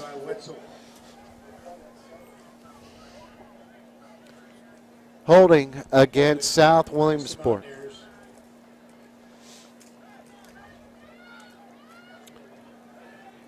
You'd be proud of me a couple of possessions ago, you know, in between the punts, and then you're going to look at your thing and say, what punt? But I had a cramp, and I talked my way through it. But, again, it was very, very painful. 1st and 10. No, I'm sorry. They moved that back. 1st and 24. Getting some pressure up front. He is sacked down right at the 1-yard line. They are playing well up front. That Spartan defense is nasty up front. Another huge loss. I mean, seriously, thank you for the compliment on math, but I don't even want to touch this. They have to get all the way to the 35-yard line for a 1st down, and it is 2nd down, and the ball spotted at the 1. Backs are in the eye. Going to go with the fullback give, try to get a little bit of room. Casella only gets 1 or 2, and it's going to bring 3rd down and a country mile. Man, you talk about play of the game. Well, here's one coming right now for the Spartans. 3rd and long, as you mentioned. If they can get a stop right here, huge, huge opportunity to put the ball in the end zone. We're under a minute here left in the 3rd quarter. Backs are in the eye. It's a tight formation. Look for him just to run up the middle, and that's what they're going to do. As he does get a little bit of breathing room. He's going to be well short of the 1st down, but he does get outside to about the 7 or 8 yard line. Punting situation, absolutely. 4th down. Casella is in his own end zone. Jamie, I haven't been doing this as long as you, but for the first time in my career, I think I've seen 6 punts in a row between two teams. Low liner, it's going to be taken at the 35. has a little bit of room. Good pursuit there by Southside, but they're going to have fantastic field position. 1st and 10 at the 25. That was an interesting exchange. Yes, it was. Hughesville set up 1st down at the Mountaineer 25. Good bounce, good return, and again, Hughesville's doing a much better job holding on to the football. And that's that something kind of that looked you're gonna like have to a face mask, but no call.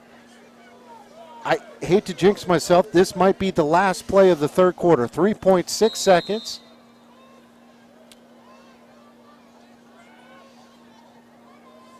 Man in motion. Going to go with the draw. As he's going to pick up a couple of yards. That is Kelby Gordner. Kelby picks up 8. And that will be the last play of the 3rd quarter, where it remains 7-7. Hughesville is driving. High school football game of the week right here on Web Weekly Live. Family table away from home is Dolly's Diner, now with 3 great locations. The original Dolly's, Loyal Sock, behind Rita's off the Golden Strip. Dolly's Montoursville, where Dolly met Griggs. And now the new Dolly's, Park Avenue, Williamsport, formerly Donna's Restaurant. For those amazing breakfasts, daily and chef specials, sticky buns, and more, and Griggs coffee and peanuts. Don't miss it. Dolly's Diner, your family table away from home, covering the Williamsport area.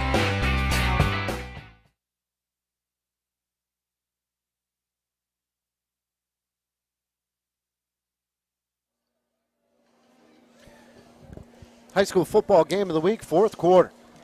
7-7. We haven't had any points since the first 2 drives, but I'm telling you what, it's still been a very entertaining game. Got to give a little love to the Hughesville Spartan band. They were exceptional at halftime. Dre, they packed a lot of punch for just very few numbers. And know what the coolest thing was? They had 2 people on the football team out there playing. We've seen that a lot. Yeah, we've seen that a lot this year. That's pretty cool. 2nd down and short. Run up the middle that time by Hopez. Probably just butchered it again. No, maybe the PA announcer is butchering it. Going back to the halftime performance, could you imagine playing football here on a Friday night? You're getting done, you're rapping, you're tackling. Then halftime coming, you get your trombone and out here. Beautiful thing, hey, marching. You got to remember plays, step counts, and A gap, B gap. That's cool. I actually grabbed the band director and I told him, hey, what are those 2 kids' names? As it looks like Hughesville didn't see what they wanted, so they're going to take a timeout. We'll take a timeout with them as well. This is the high school football game of the week right here on Web Weekly Live. Hi, Blaze and Lyle here. And Lyle doesn't always drive a Chevy truck, but when he does want a Chevy, he knows to go to blazealexander.com.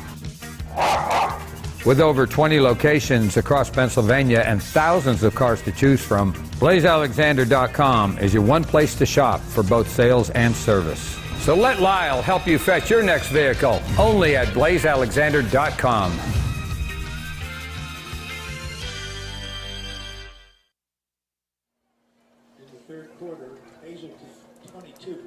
Williamsport 14. High school football game of the week right here on Web Weekly Live. Hughesville driving 3rd down and 1.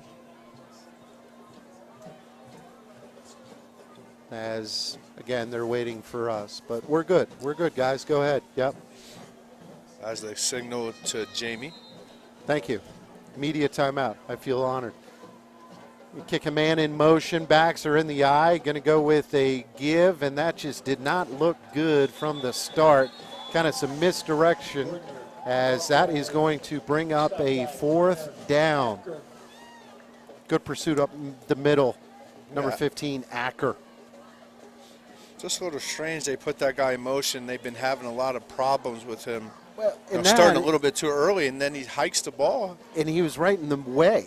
And, yeah, the timing was definitely wrong. So 4th down and 2. Ball's at the 17-yard line. This is a big play. Going to throw Throws it in the end zone. It is incomplete. There is going to be a turnover and downs, and yeah, Dre. Huh. But again, that defense is playing very, very, very well. Might as well take a shot, I guess. Interesting play call. Yep. Baseball score in the 4th inning. The Phillies and San Diego tied at 1. So that's going to be a turnover on downs. Hughesville has been able to drive, move the football, but they just can't get on the scoreboard. No, a turnover and downs inside the 20 here in the 4th quarter, and earlier in the 1st we saw 2 turnovers inside the 30, so those are tough breaks for the Spartans. South will take over. Nice stick up the middle. That was a great play by number 19. That is Justin Fowler coming up from his defensive back position. And he wasted no time coming up with the hit stick right there. And this is where you see, you know, it's been a hard physical football game. Guys are starting to get tired a little bit. They're aching. They got some pains, and they got to push through. And, you know, next touchdown could be enough. You're right. To win this game. One mistake is all it takes. So 2nd down, and we will call it 8, 10:03 in counting. Quarterback under center. Backs are in the eye. And that is a nice gain there by number 2, Caden Harris, who's kind of had all of the carries here in the second half. First down. Yeah, they got 3 fresh running backs. One thing, we have not seen Amir yet in this half. I wonder if he's okay. Yeah, we haven't seen him. And he was kind of the one that was providing a little pep to the run game in the first half, especially on that opening drive. I just saw another mouthpiece fall out and picked right back up. It's beautiful. Going to pitch it as what a tackle. Beautiful stuff. Number 2, Tyler Wetzel comes up from his safety position. These guys like to hit. They're good. Another nice gain on first down for Harris. He'll move it to 2nd down, and we'll call it a long 5. We haven't seen many explosive plays, and what I mean by that is 20, 30 yards. Yep. They've been just a lot of short gains. Look like there's a face mask on the field. Yeah, there's a couple of penalty flags, and that's kind of looking what it is. They went with the fullback give, Casella. Personal foul against Hughesville, and that is going to hurt.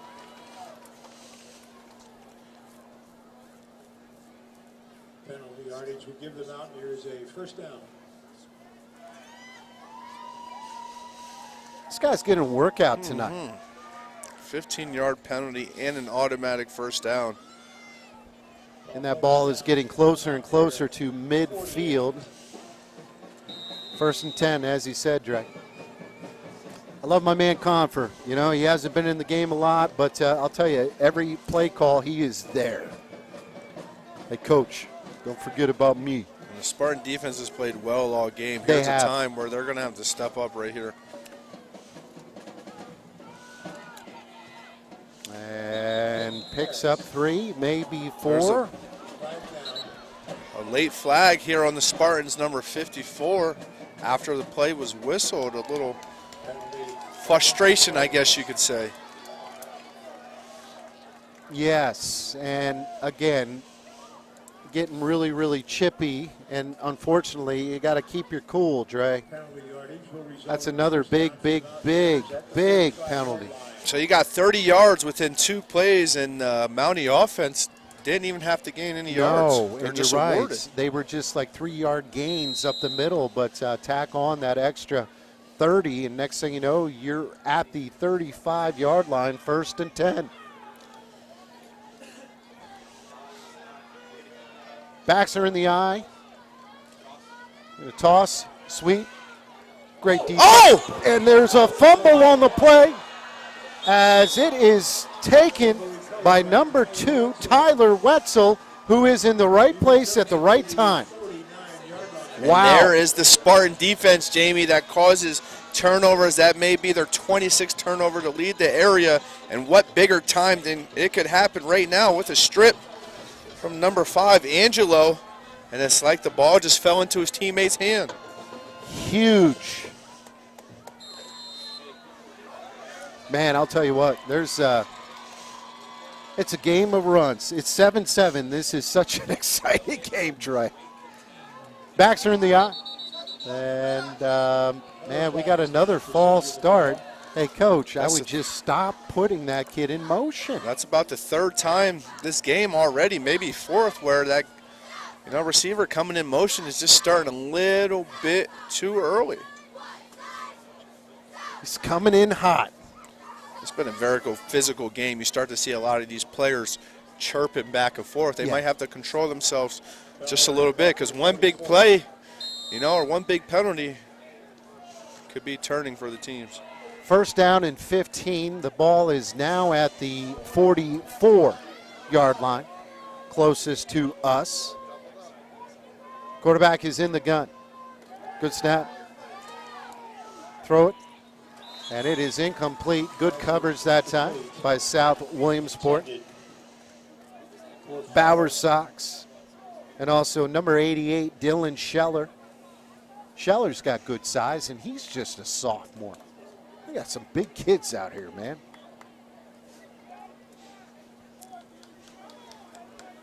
It stops the clock with 8 minutes. It got chilly. Yeah, it did. They say defense wins championships, and this has been a great display from both sides here tonight. A lot of heart. Great football game. It's a lot better than those ones 54-0, if you know what I mean. Yep. And wow, great pursuit up the middle. I believe that is my man, Apker. Apker with a big play.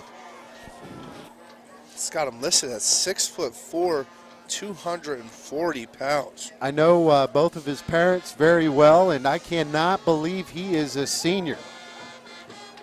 Crazy.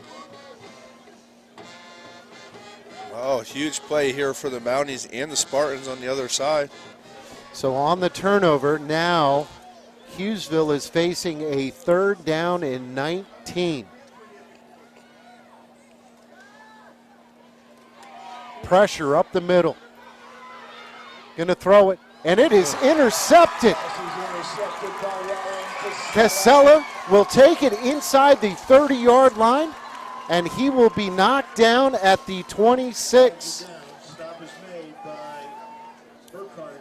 Got 2 penalties flags out there, Dre. We'll have to see what that is. I don't know if it was on the return, but great defense. Flushed him out, and yeah, good play by Casella. That's something we've been talking about all game, is protecting the football. And just a timely turnover for the Spartans, but let's see what this crew comes up with. So we got a block in the back on the return that will move them back a little bit. But, yeah, they got that turnover. So it's just as unreal. You're like rocking the boat, man, rocking the boat.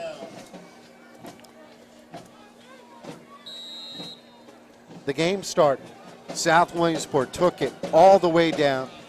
Long drive, ran the football, scored 7 points. Hughesville gets it. We thought we were on pace to go 50-50 or something like that, but it's 7-7. 1st and 10. Little redemption run that time by Caden Harris, who fumbled the last time he touched it. Picks up 5, maybe 6. Now here, if you're Southside, I'm eating up every second of the play clock, and I'm trying to take off as much time as possible to hopefully get within field goal distance. If not, punch it in. With only over 6.5 minutes left to go in the 4th quarter. Still tied at 7, as you mentioned. 2nd down and 5. 1 wide receiver will come to the bottom.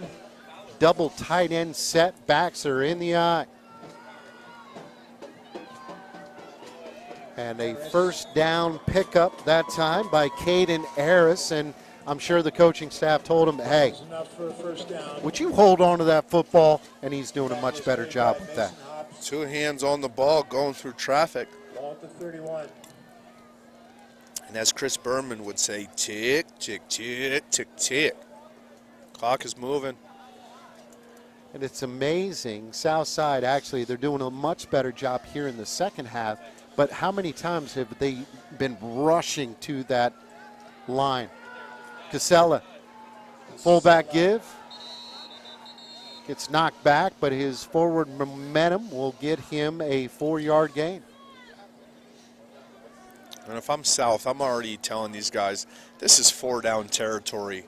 So don't make any mistakes. You know, keep getting yardage, positive production, and come 4th down. If it comes to that point, they're going to go for it.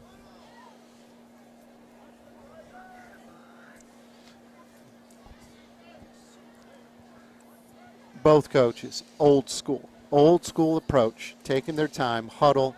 The quarterback has to run all the way and get the play call from their coach.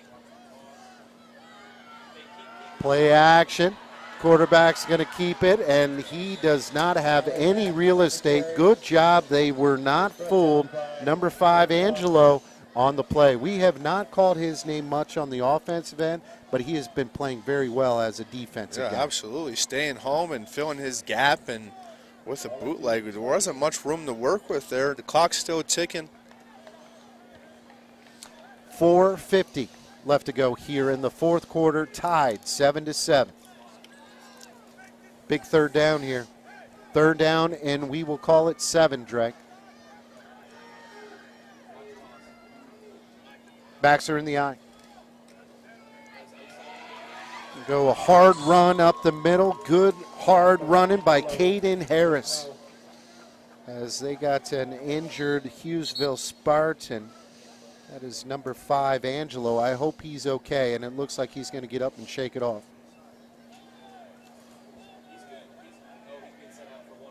They're going to make him come off the field for one play with the injury timeout. 4th and 1. Let's see what the Mounties come up with here.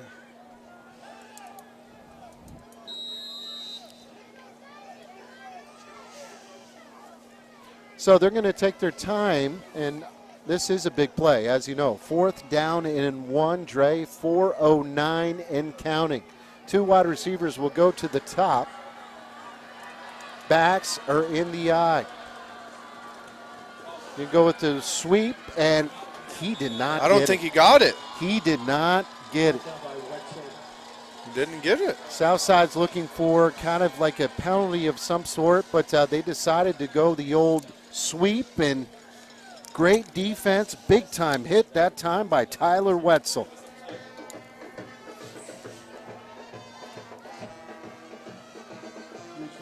This is insane. Back and forth, back and forth. Roller coaster ride of emotions. Yeah, I think everyone's got their money's worth here tonight. I had a cramp in the third quarter, but I fought through it. 1st and 10, Hughesville. Great defense up front. Gordner has nowhere to go. Clock will continue to run, 3:44 and counting. Now here in the fourth quarter. Of.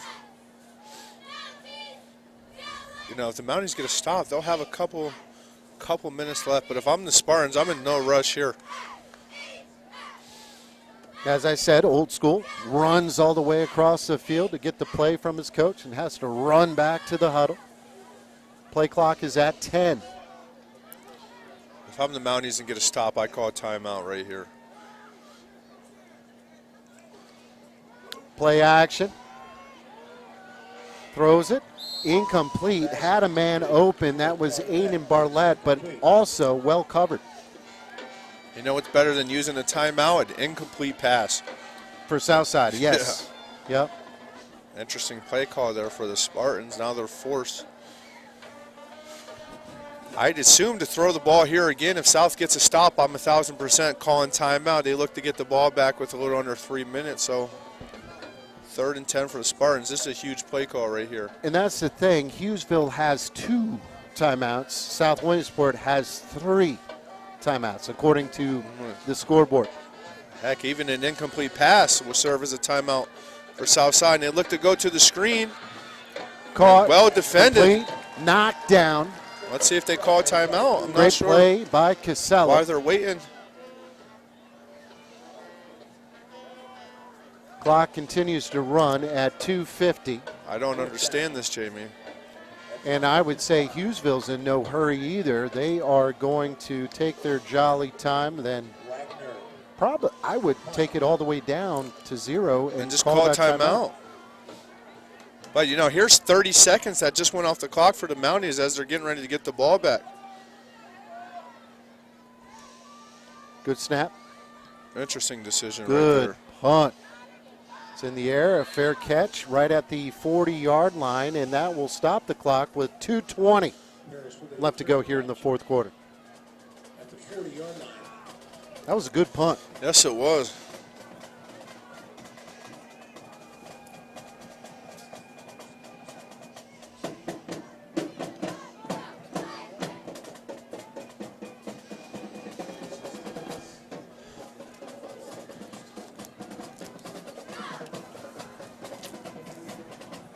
That's the South Williamsport band rocking.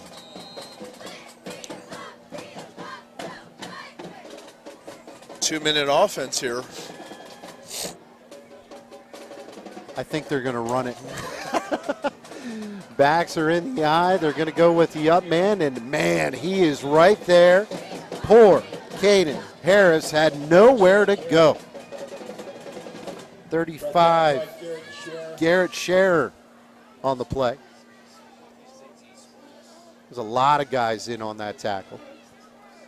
Clock is inside 2 minutes as both teams are content not stopping it. Hey. What do we know, right? Nope. I think they play rock, paper, scissors in the new PIAA overtime rule. Maybe they're liking their chances. Backs are in the eye. Throws across the middle. Incomplete. Well covered. Good throw. Gephardt is incomplete. I believe that was Fowler in on the stop. That kid, he's been on. There's been a lot of kids that have played well tonight. Yes, there has been. That stops the clock. 1:36. Third down, and we will call it 12. Interested to see what kind of play call they come up with here. Two wides to the top. Backs are in the eye behind the quarterback. He's going to roll back, looking to try to get the screen. Apker does pick up the catch. Turf is flying everywhere. Great defense. And there's your timeout. Hughesville takes a timeout. Well, the clock keeps on running, so maybe they'll put some time back on. We'll see. Good play. Nice play call, and also even a better play there. So we're going to take a timeout as well with 1:23 left to go here in the fourth quarter. High school football game of the week. The Kaiser brothers are ready to get you into the perfect new vehicle. Find a Jeep for all your road trip exploits during Jeep Adventure Days. Or take your pick from a full lineup of light and heavy-duty Ram trucks during Power Days. No matter what vehicle you're looking for, the Kaiser brothers on Route 405 in Muncie and Route 11 in Danville, where selection and service equal satisfaction.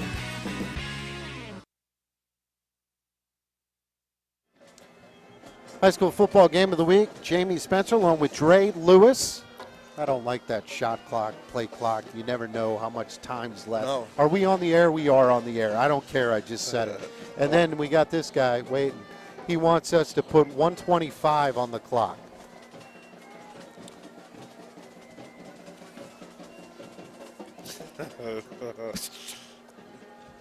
Dre, we're going to get kicked out of here as we keep waving to the gentleman. 125, there it goes. 125, fourth down and 12. Casella is in punting formation. The two Spartans hanging out at the 30-yard line. Needs to have a good snap and a good punt. Low snap. Gets it underway. End over end. And fair caught right at the 33, 34-yard line, where Hughesville will take over 1st and 10, Dre. Hughesville with a first down. 120. They're on 34. been a great football game, Bud. Yes, it has. And if you like defense and physicality, this is the place to be.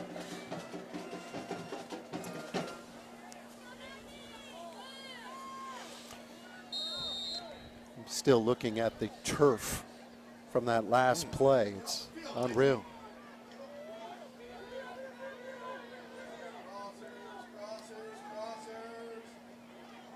Throw across his body, picks up 2, maybe 3.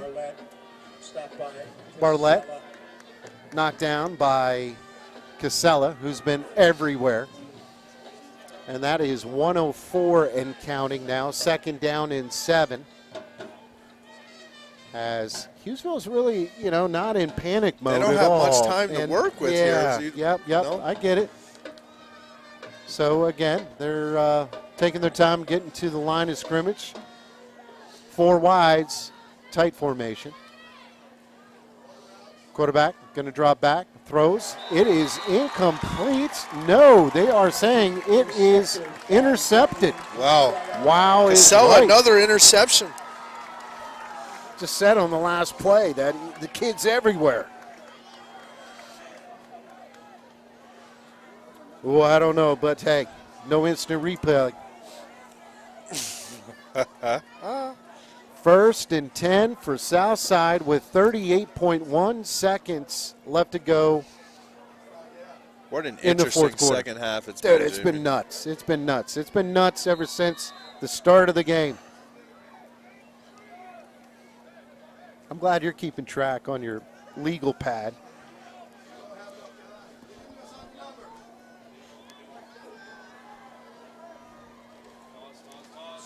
Going to go with the sweep. Oh. Tries to get to the outside, does, and then he's out of bounds at the 34-yard line. Stops the clock. 32.3 seconds, Dre. And South has to realize they have 3 timeouts. Let's not panic. Let's run our game, get positive production, use your timeouts, and look to punch it in the end zone. That's a huge gain on 1st down. I agree with you. I wouldn't be surprised if they don't run it right up the gut to try to get a few yards and then call a quick timeout. Backs are in the eye. Play action. Going to throw. It is caught. There's a flag. And there is a flag. Interesting. I see a lineman downfield, number 56 for the Mounties. I'm not sure if they got a legal man downfield. Yeah, His good hands call. are coming up. But that'd be a tough break. And there it is, illegal man downfield signal by the white hat. You don't see that play called a lot, or the penalty called a lot. And what a tough break. Look at 56. He's just coming downfield. Good block. Poor guy. It was a good block.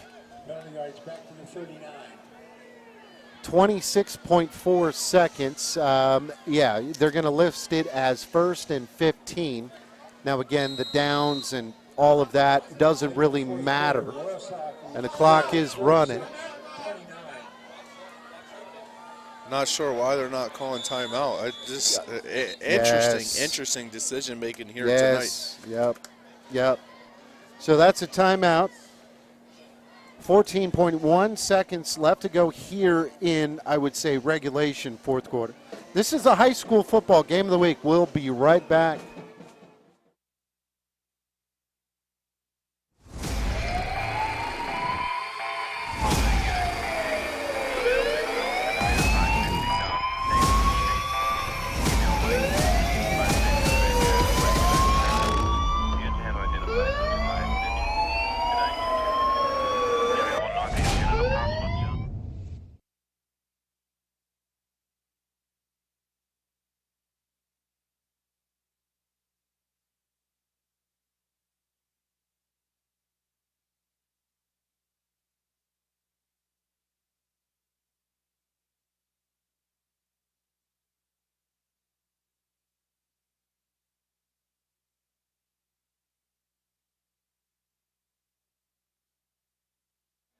High school football game of the week. 14.1 seconds left to go here in the 4th quarter. South Williamsport with the ball. We are tied 7-7. Has a man. knocked down, going to keep the clock running, but they will take a timeout. Very short game, and Dre will go ahead and keep things here. And, yeah, they just put up the 60-second shot clock. I think there was 3.7 seconds left to go, Drake. Yeah, fun game, exciting. I just overheard Jersey Shore won 23-0. But again, I would say that's just a great performance by Canton, single A school, going up against one of the cream of the crop 4A schools. And, you know, kudos to everyone involved to try to organize that game, because I don't think it was originally on the schedule. They switched and swapped, and, yeah, a nice tune-up. Hopefully everybody is injury-free. Right. And those guys will represent District 4, not only at the district level, but at the state level, because both of them have made some noise over the last couple of seasons. Second down in 13. And it is. Oh! That would be a. That's an interesting way to end this game. Regulation. That's the end of regulation play. Wow, that is nuts. So I guess the quarterback threw it, got tipped, threw it to himself, and then was down for a loss. But, wow, Drake, 7-7, overtime. Hey, let's recharge our phones. What do you think? Hey. High school football game of the week. We're heading to overtime. Don't go anywhere, folks. When you want the best, go to the best. Fairfield Auto Group has been giving you the best deals, service, and experience since 1986. Whether you visit their original Ford and Volkswagen store in Montoursville, their second Ford dealership in Williamsport, or their Chevy stores in Lewisburg and Montgomery, you'll be sure to find it at Fairfield. Fairfield, for fantastic deals. Find it at Fairfield.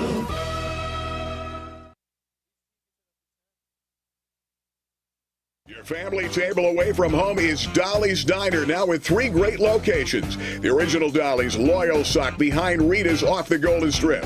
Dolly's Montoursville, where Dolly met Griggs. And now the new Dolly's, Park Avenue, Williamsport, formerly Donna's Restaurant. With those amazing breakfasts, daily and chef specials, sticky buns, and more, and Griggs coffee and peanuts. Don't miss it. Dolly's Diner, your family table away from home, covering the Williamsport area. The Kaiser brothers are ready to get you into the perfect new vehicle. Find a Jeep for all your road trip exploits during Jeep Adventure Days. Or take your pick from a full lineup of light and heavy-duty Ram trucks during Power Days. No matter what vehicle you're looking for, the Kaiser brothers on Route 405 in Muncie and Route 11 in Danville, where selection and service equal satisfaction.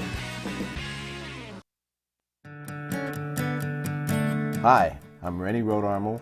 I run the Rennie Rodarmel Agency, located at 921 Westminster Drive, Williamsport, Pennsylvania.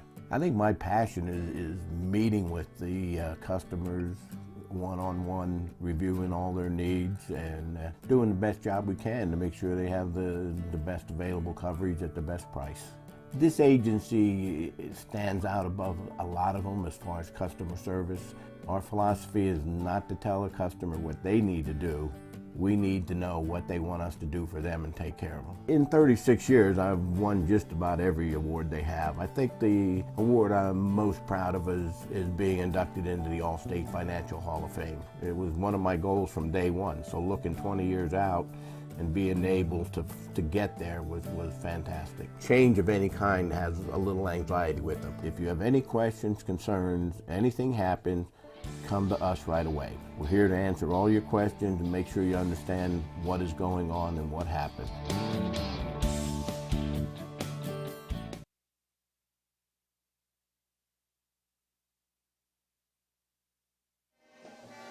Yeah, welcome back to Overtime. Man, it's been a while since we've done one of these. We actually had to get on Google to figure out what the heck goes on at overtime. No, I'm just kidding. Good thing our friend Doc Mass is here. So, yeah, what an interesting ball game.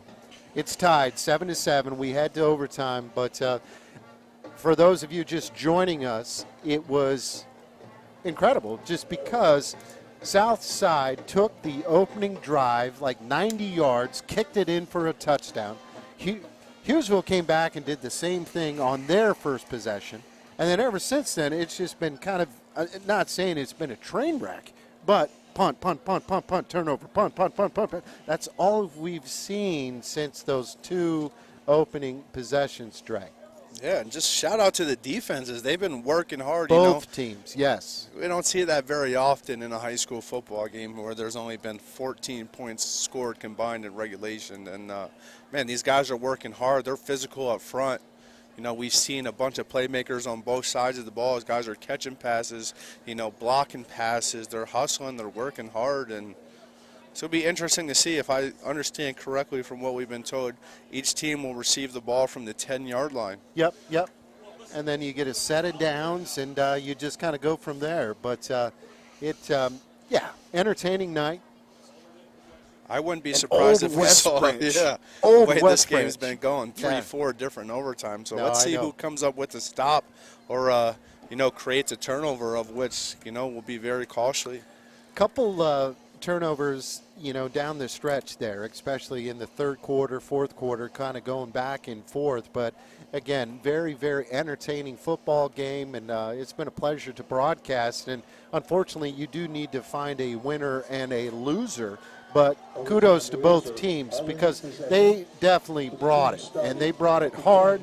They played great on the defensive end, offensively, but at the same time, this is a great gear up for the postseason.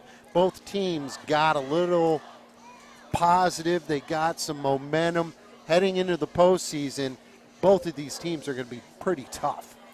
Yeah, absolutely. And you look around, and I don't think there's been one person who's left the stadium. This game has been so physical. And, everyone's still here. The bands are doing their thing. The cheerleaders are cheering. Yes. Plenty of football players here, parents. We're still here, and we just punched in because we do get overtime pay. I'm just kidding. We don't. Good stuff. So Hughesville will take over 1st and goal from the 10-yard line. I'm curious. There's a new quarterback in there for the Spartans. Number 2, it looks like. That's Wenzel.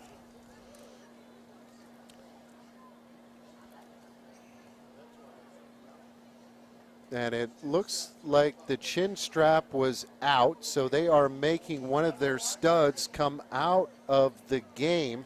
That is Casella. Looks like he's just going to use someone else's helmet. Man, I love high school football. Hey, we talked about mouthpieces here today. Does he keep his own or does he puts in his buddy's mouthpiece? No, and now they're sending him out. He's got to sit out for a play. And, man, I'll tell you what, he's kind of the leader on that defensive unit. And, hey, he's been the captain there for the defense for the Mounties. He's got 2 interceptions. He's been working hard. So, Coach is going to take a timeout here. And I think if he takes a timeout, maybe he doesn't have to serve an absence of a play. And I believe Casella can come back into the game. But, tricky. So we're going to keep things here if that's okay, Dre. Hey, I'm learning. I'm having a great time. I'm standing next to you. It has been a fun evening. I agree with you. And, got to give some love to the man upstairs. That is our boy Chris Downs. He's my man upstairs. And Nick Rengie always makes us look good on camera. We have an awesome crew. Very thankful. We do. And the good thing about it, everybody was kind of sweating bullets, because these guys, they show up at like 4 o'clock. And then I come, and then they're like, "Where's Dre? Did you talk to Dre?" I said, "Dre will be here." He texted me 15 minutes ago, says you're about 2 minutes away. We got these nice headsets and microphones. Oh, it's beautiful. Get some upgrades. 1st down and goal. Now, I can't see Casella. Is he still off the field, or is he back in the game? I don't see him either. Quarterback. Going to keep it. As looking to he strip the ball. Pick up a couple of yards. That is Tyler Wenzel. Okay, so Casello now comes back in the game, so he did have to serve his one-play suspension. Now it looked like they're going Wildcat, no huddle offense. The throw it is behind him. The intended receiver was Aiden Barlett, and it was behind him. That brings up a 3rd down and goal. And I'm really curious. We saw their quarterback get banged up there right before half, and we saw him come out for the captain's meeting too. Right. I'm trying to track him down on the sideline. Maybe this is just kind of a different wrinkle, and I believe he is over there on the sidelines. Like I think he has the pink towel. Yes. So I don't know. And he's played a really good game. That is number 15, Luke Kaiser. So now you got 3rd and 8 here for the Spartans. 3rd and goal from the 8. The route is really getting into it. Quarterback drops back, has a man, and it is short-armed, bounces, incomplete. The attending guy was Fowler. And he was open. He was open. Now they're going to go for a field goal, it looks like. Man, you got to love it. From the left hash, looks like the 8-yard line. They only got about 12 seconds left. They got to get it together here quick. Looks like it is number 16. They're going to have to call a timeout. Smith. Kick is up. Kick is good, but did they give him the timeout? They I granted. Don't know. There it is. Timeout, Hughesville. We got 2 different. Here we go with this crew again. Okay, they announced they got the timeout off. Okay, so good. That saved them. I'll tell you what, the kick was up, the kick was good, and kudos because, listen, he got a chance to actually kick it, go through it, and, worked out pretty good for him. So we'll see if he can kind of gather his thoughts, put it through the uprights. Now, the thing of it is that South Side will get a chance, get an opportunity. It's unlike the NFL where the first person scores or whatever, unless they change the rule during the next timeout. Right. I don't have him on my program, but I heard the PA announcer said it was Smith. Number 16 for the Spartans. Good hold, good snap. The kick is up, and the kick is good. Oh! Kick is good. Got over there. And those guys are excited for their soccer-style kicker. And I'll tell you what, he's got the whitest jersey on. They got points on the board. That's all that matters. Since the first quarter, we haven't seen many light bulbs go off in the scoreboard over there. Yeah, we're going to keep it here, and so we do-si-do it. We're going again, same direction, where it will be 1st and goal for Southside from the 10-yard line. Man, this defense has been great for the Spartans, but the Mountie offense has been great as well. Aside from only scoring 7 points, they've been able to move the ball downfield. Wow. And I'll tell you what, and things are just not going well. They had 12 people out on the field. They try to get another guy off, and that's a costly penalty right there. It is, because that moves you back 5 yards. There's going to be a 1st and goal from the 15 now. And that's tough. You got to know. They kick the field goal, your offense is coming on field, and you would think you would have something called, but hey. We're up here, right? You're up here. I retired. Full house backfield. Casella moving some bodies. Wow. Gets inside the 10-yard line. That is a physical run. Up the gut. 3, 4, 5. Look at his legs still moving. It took about 4 Spartan defenders to tackle him. The Spartans all knew where he was going, and he still found a way. Casella, just a junior. Man, he's physical. 2nd and goal from the 9. Watch the bootleg. As Casella stood up at the line of scrimmage. Get the ball. And he is down. He's going to have a short gain. It will bring up a 3rd and goal from the 7. I'm still confused why we have not seen Amir yet here in the second half. One of the fastest guys on the field. I know he maybe fumbled that ball earlier. They recovered it, and maybe he didn't come back in because of that. But here's a huge third down, Jamie. Dre, as I said, it is on the 7-yard line. Hughesville leads 10-7 overtime. They got to go bootleg. There it is. He's wide open. Throws. Oh! And it is incomplete. Maybe should have intercepted. If he throws that with a little bit of air. Southside win. Now here you go. Oh, man. Field goal to tie the game. The play clock's running. So they got it. He can't be on the field. Okay. All right, here we go.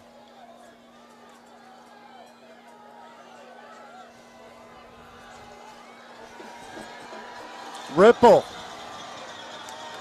will boy. try the field goal. I'm nervous. The lefty. From the 15, it's a 25-yarder. The kick is up. The kick is good. Drills Man, it. she nailed that. What a boot from the pink cleats. That ball is heading towards Candy Cane Lane. That could have been good from 30. Good for her. What a boot. That's beautiful. Look at the excitement. There it is on the sideline for their teammates No, now. that is good. Now, she is a soccer player. She is fantastic. Wow. Good for her. I'm almost about ready to go out there and play myself. The excitement is real I know, right now. I know. How about Actually, it? I would give you the fullback give, the belly give. Man, there's a lot of excitement going on in the stadium. We is got cool. 10-10. We see some points. I guess we're going to our second overtime period. And I guess they stay on this side. Yeah, but unbelievable. So kudos to the two kickers. Man, and if the Spartans, were to fall on the losing end of this, you go back to that play and think, man, that dropped interception right there. Yep. It could be. Yep. Could be a difference maker. That and, you look at the tape, you look at, our replay, and I would say there was a lot of opportunities for both teams. Right. But it's just been really, really exciting. How about the kickers? And the redhead lefty. Probably had soccer practice today. No, that's awesome. You can't make it up. Win or lose from either side, there's so many positives to take away from this game. And, growing learning pains. Here we go, Jamie. First and goal from the 10. Wetzel. Kaiser still out of the game.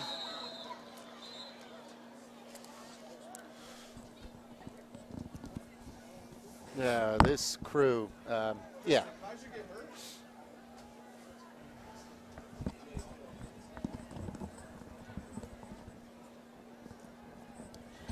I don't know. I guess, they want to blow the whistle, make sure that, okay, here we go again. First and goal from the 10. Back to pass. He's going to roll out. Has a little bit of room. Throws. Oh, interception! Intercepted. Number 88, Dylan Scheller. He was kind of playing that zone, hanging out in the end zone.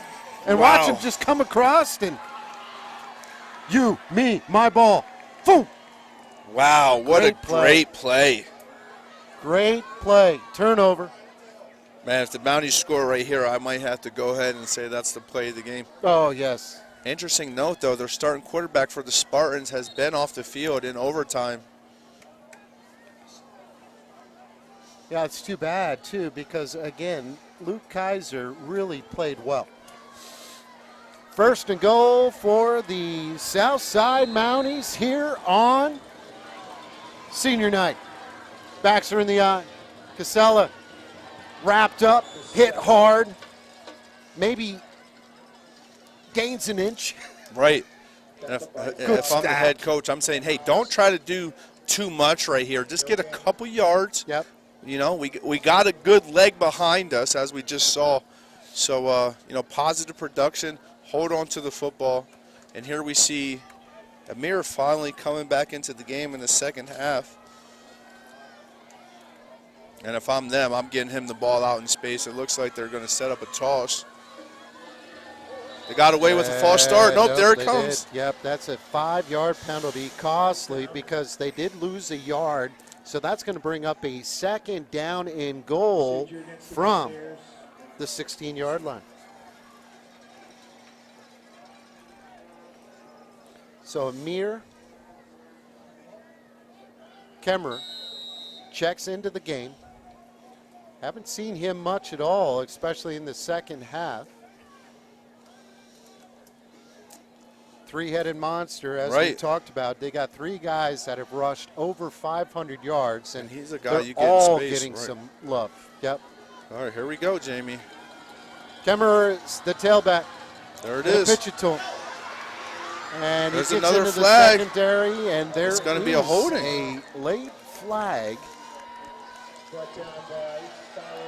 Holding against South. Nice run, but that is neglected because of the hold. Not only that, but they're getting out of field goal. I mean, let's see how far they can kick it. But I know. You know, you got to think, hey, let's just get positive yards. Plus, it's getting colder. Penalty yardage back to the 25-yard Double overtime. 10-10. This is exciting. South picked up an interception. It's their turn. But the bad thing is they've had a couple of costly penalties. It's going to move them back all the way to the 25-yard line. 2nd and goal, Dreg. And they're still not set. They're having problems again. There's another false start.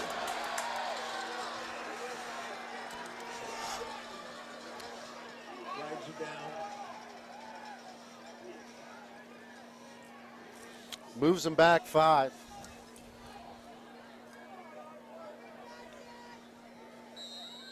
Ball moved back to the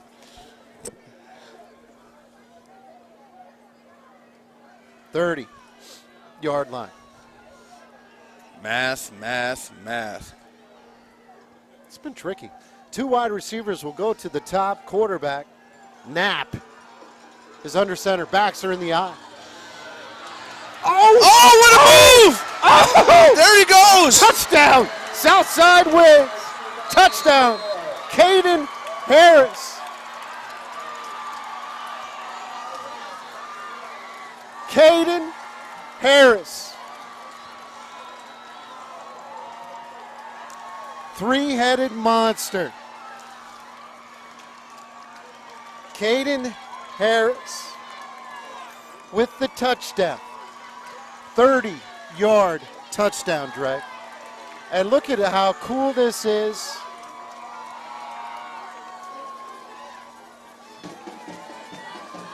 Isn't that beautiful, Drake? That's great. Sportsmanship to its finest. Sportsmanship at its finest. Hey, there's no losers from tonight's game. No, this was a tremendous game where there was so many good things.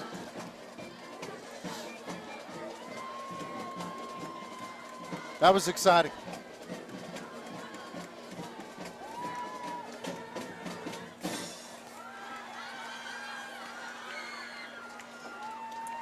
That was a lot of fun. Yes, it was. What a great game. I'm sorry I tackled you. No. I was trying to bring him down because I didn't want tonight to end. But, yeah, kudos to both teams. Both teams played well, and this is a nice little tune-up for the postseason, man. Yeah, no losers tonight. This is No. growing pains. You know, it might be tough. It'll sting now, but here in another week or two, you'll be able to look back at this and, you know, learn something positive from it. And I would tell you that both teams played well. Both teams can learn from this experience. Both teams can definitely get better. But as you said, Dre, I mean, it was a well-played football game. So much heart, so much toughness. And again, yes, Hughesville's upset. Southside's feeling good about life. But at the same time, this was just a great football game, period. So I'll tell you what, man, let's go ahead and keep it here. It's going to be tough to kind of announce some winners. It's losers, I mean, our players of the game, there's a couple that I can think of, but I don't know, man. It's tough. You almost have to draw straws. That's just how deep it was tonight. So was there one that stuck out for you, for both teams? Man, if I had to say, number 28 for Southside, Ryan Casella, he was a very physical runner out there today. Let's not forget, he made 2 interceptions there on defense to keep his team within the game. You know, quarterback Radley Knapp ran a great offense. He did. We saw Kaiser on the other side, and man, just a total team effort from both sides. But if I had to go with one guy, Ryan Casella, he pretty much dominated this game from both sides of the ball. He really did, and I'll tell you, you can't say enough about kind of the extra teams. Hilarious. Yeah, I mean, there's just millions of good things to say about this ball game. And you kind of stud because, Hughesville played great. And this is a cool little tradition they have over here in South Williamsport after the games. Yep. Everybody comes on over and says hello. Give some loves to their grandkids, the kids, cousins, nephews, and aunts and uncles. There's a lot of people here out tonight, and they all stuck around for double overtime. And the cool thing, senior night. So, Dre, that's about it. I mean, we could go on, but let's get out of here. Let's also head on down there, shake a few hands, and congratulate both teams. But, so what a great night here in South Williamsport. South Williamsport prevails 16-10 in double overtime. For Chris Downs, Nick Caringi, and my main man, Dre Lewis, this is Jamie Spencer. Thanks a lot for tuning in. Stay tuned. We got a lot more stuff coming your way. High school football, game of the week.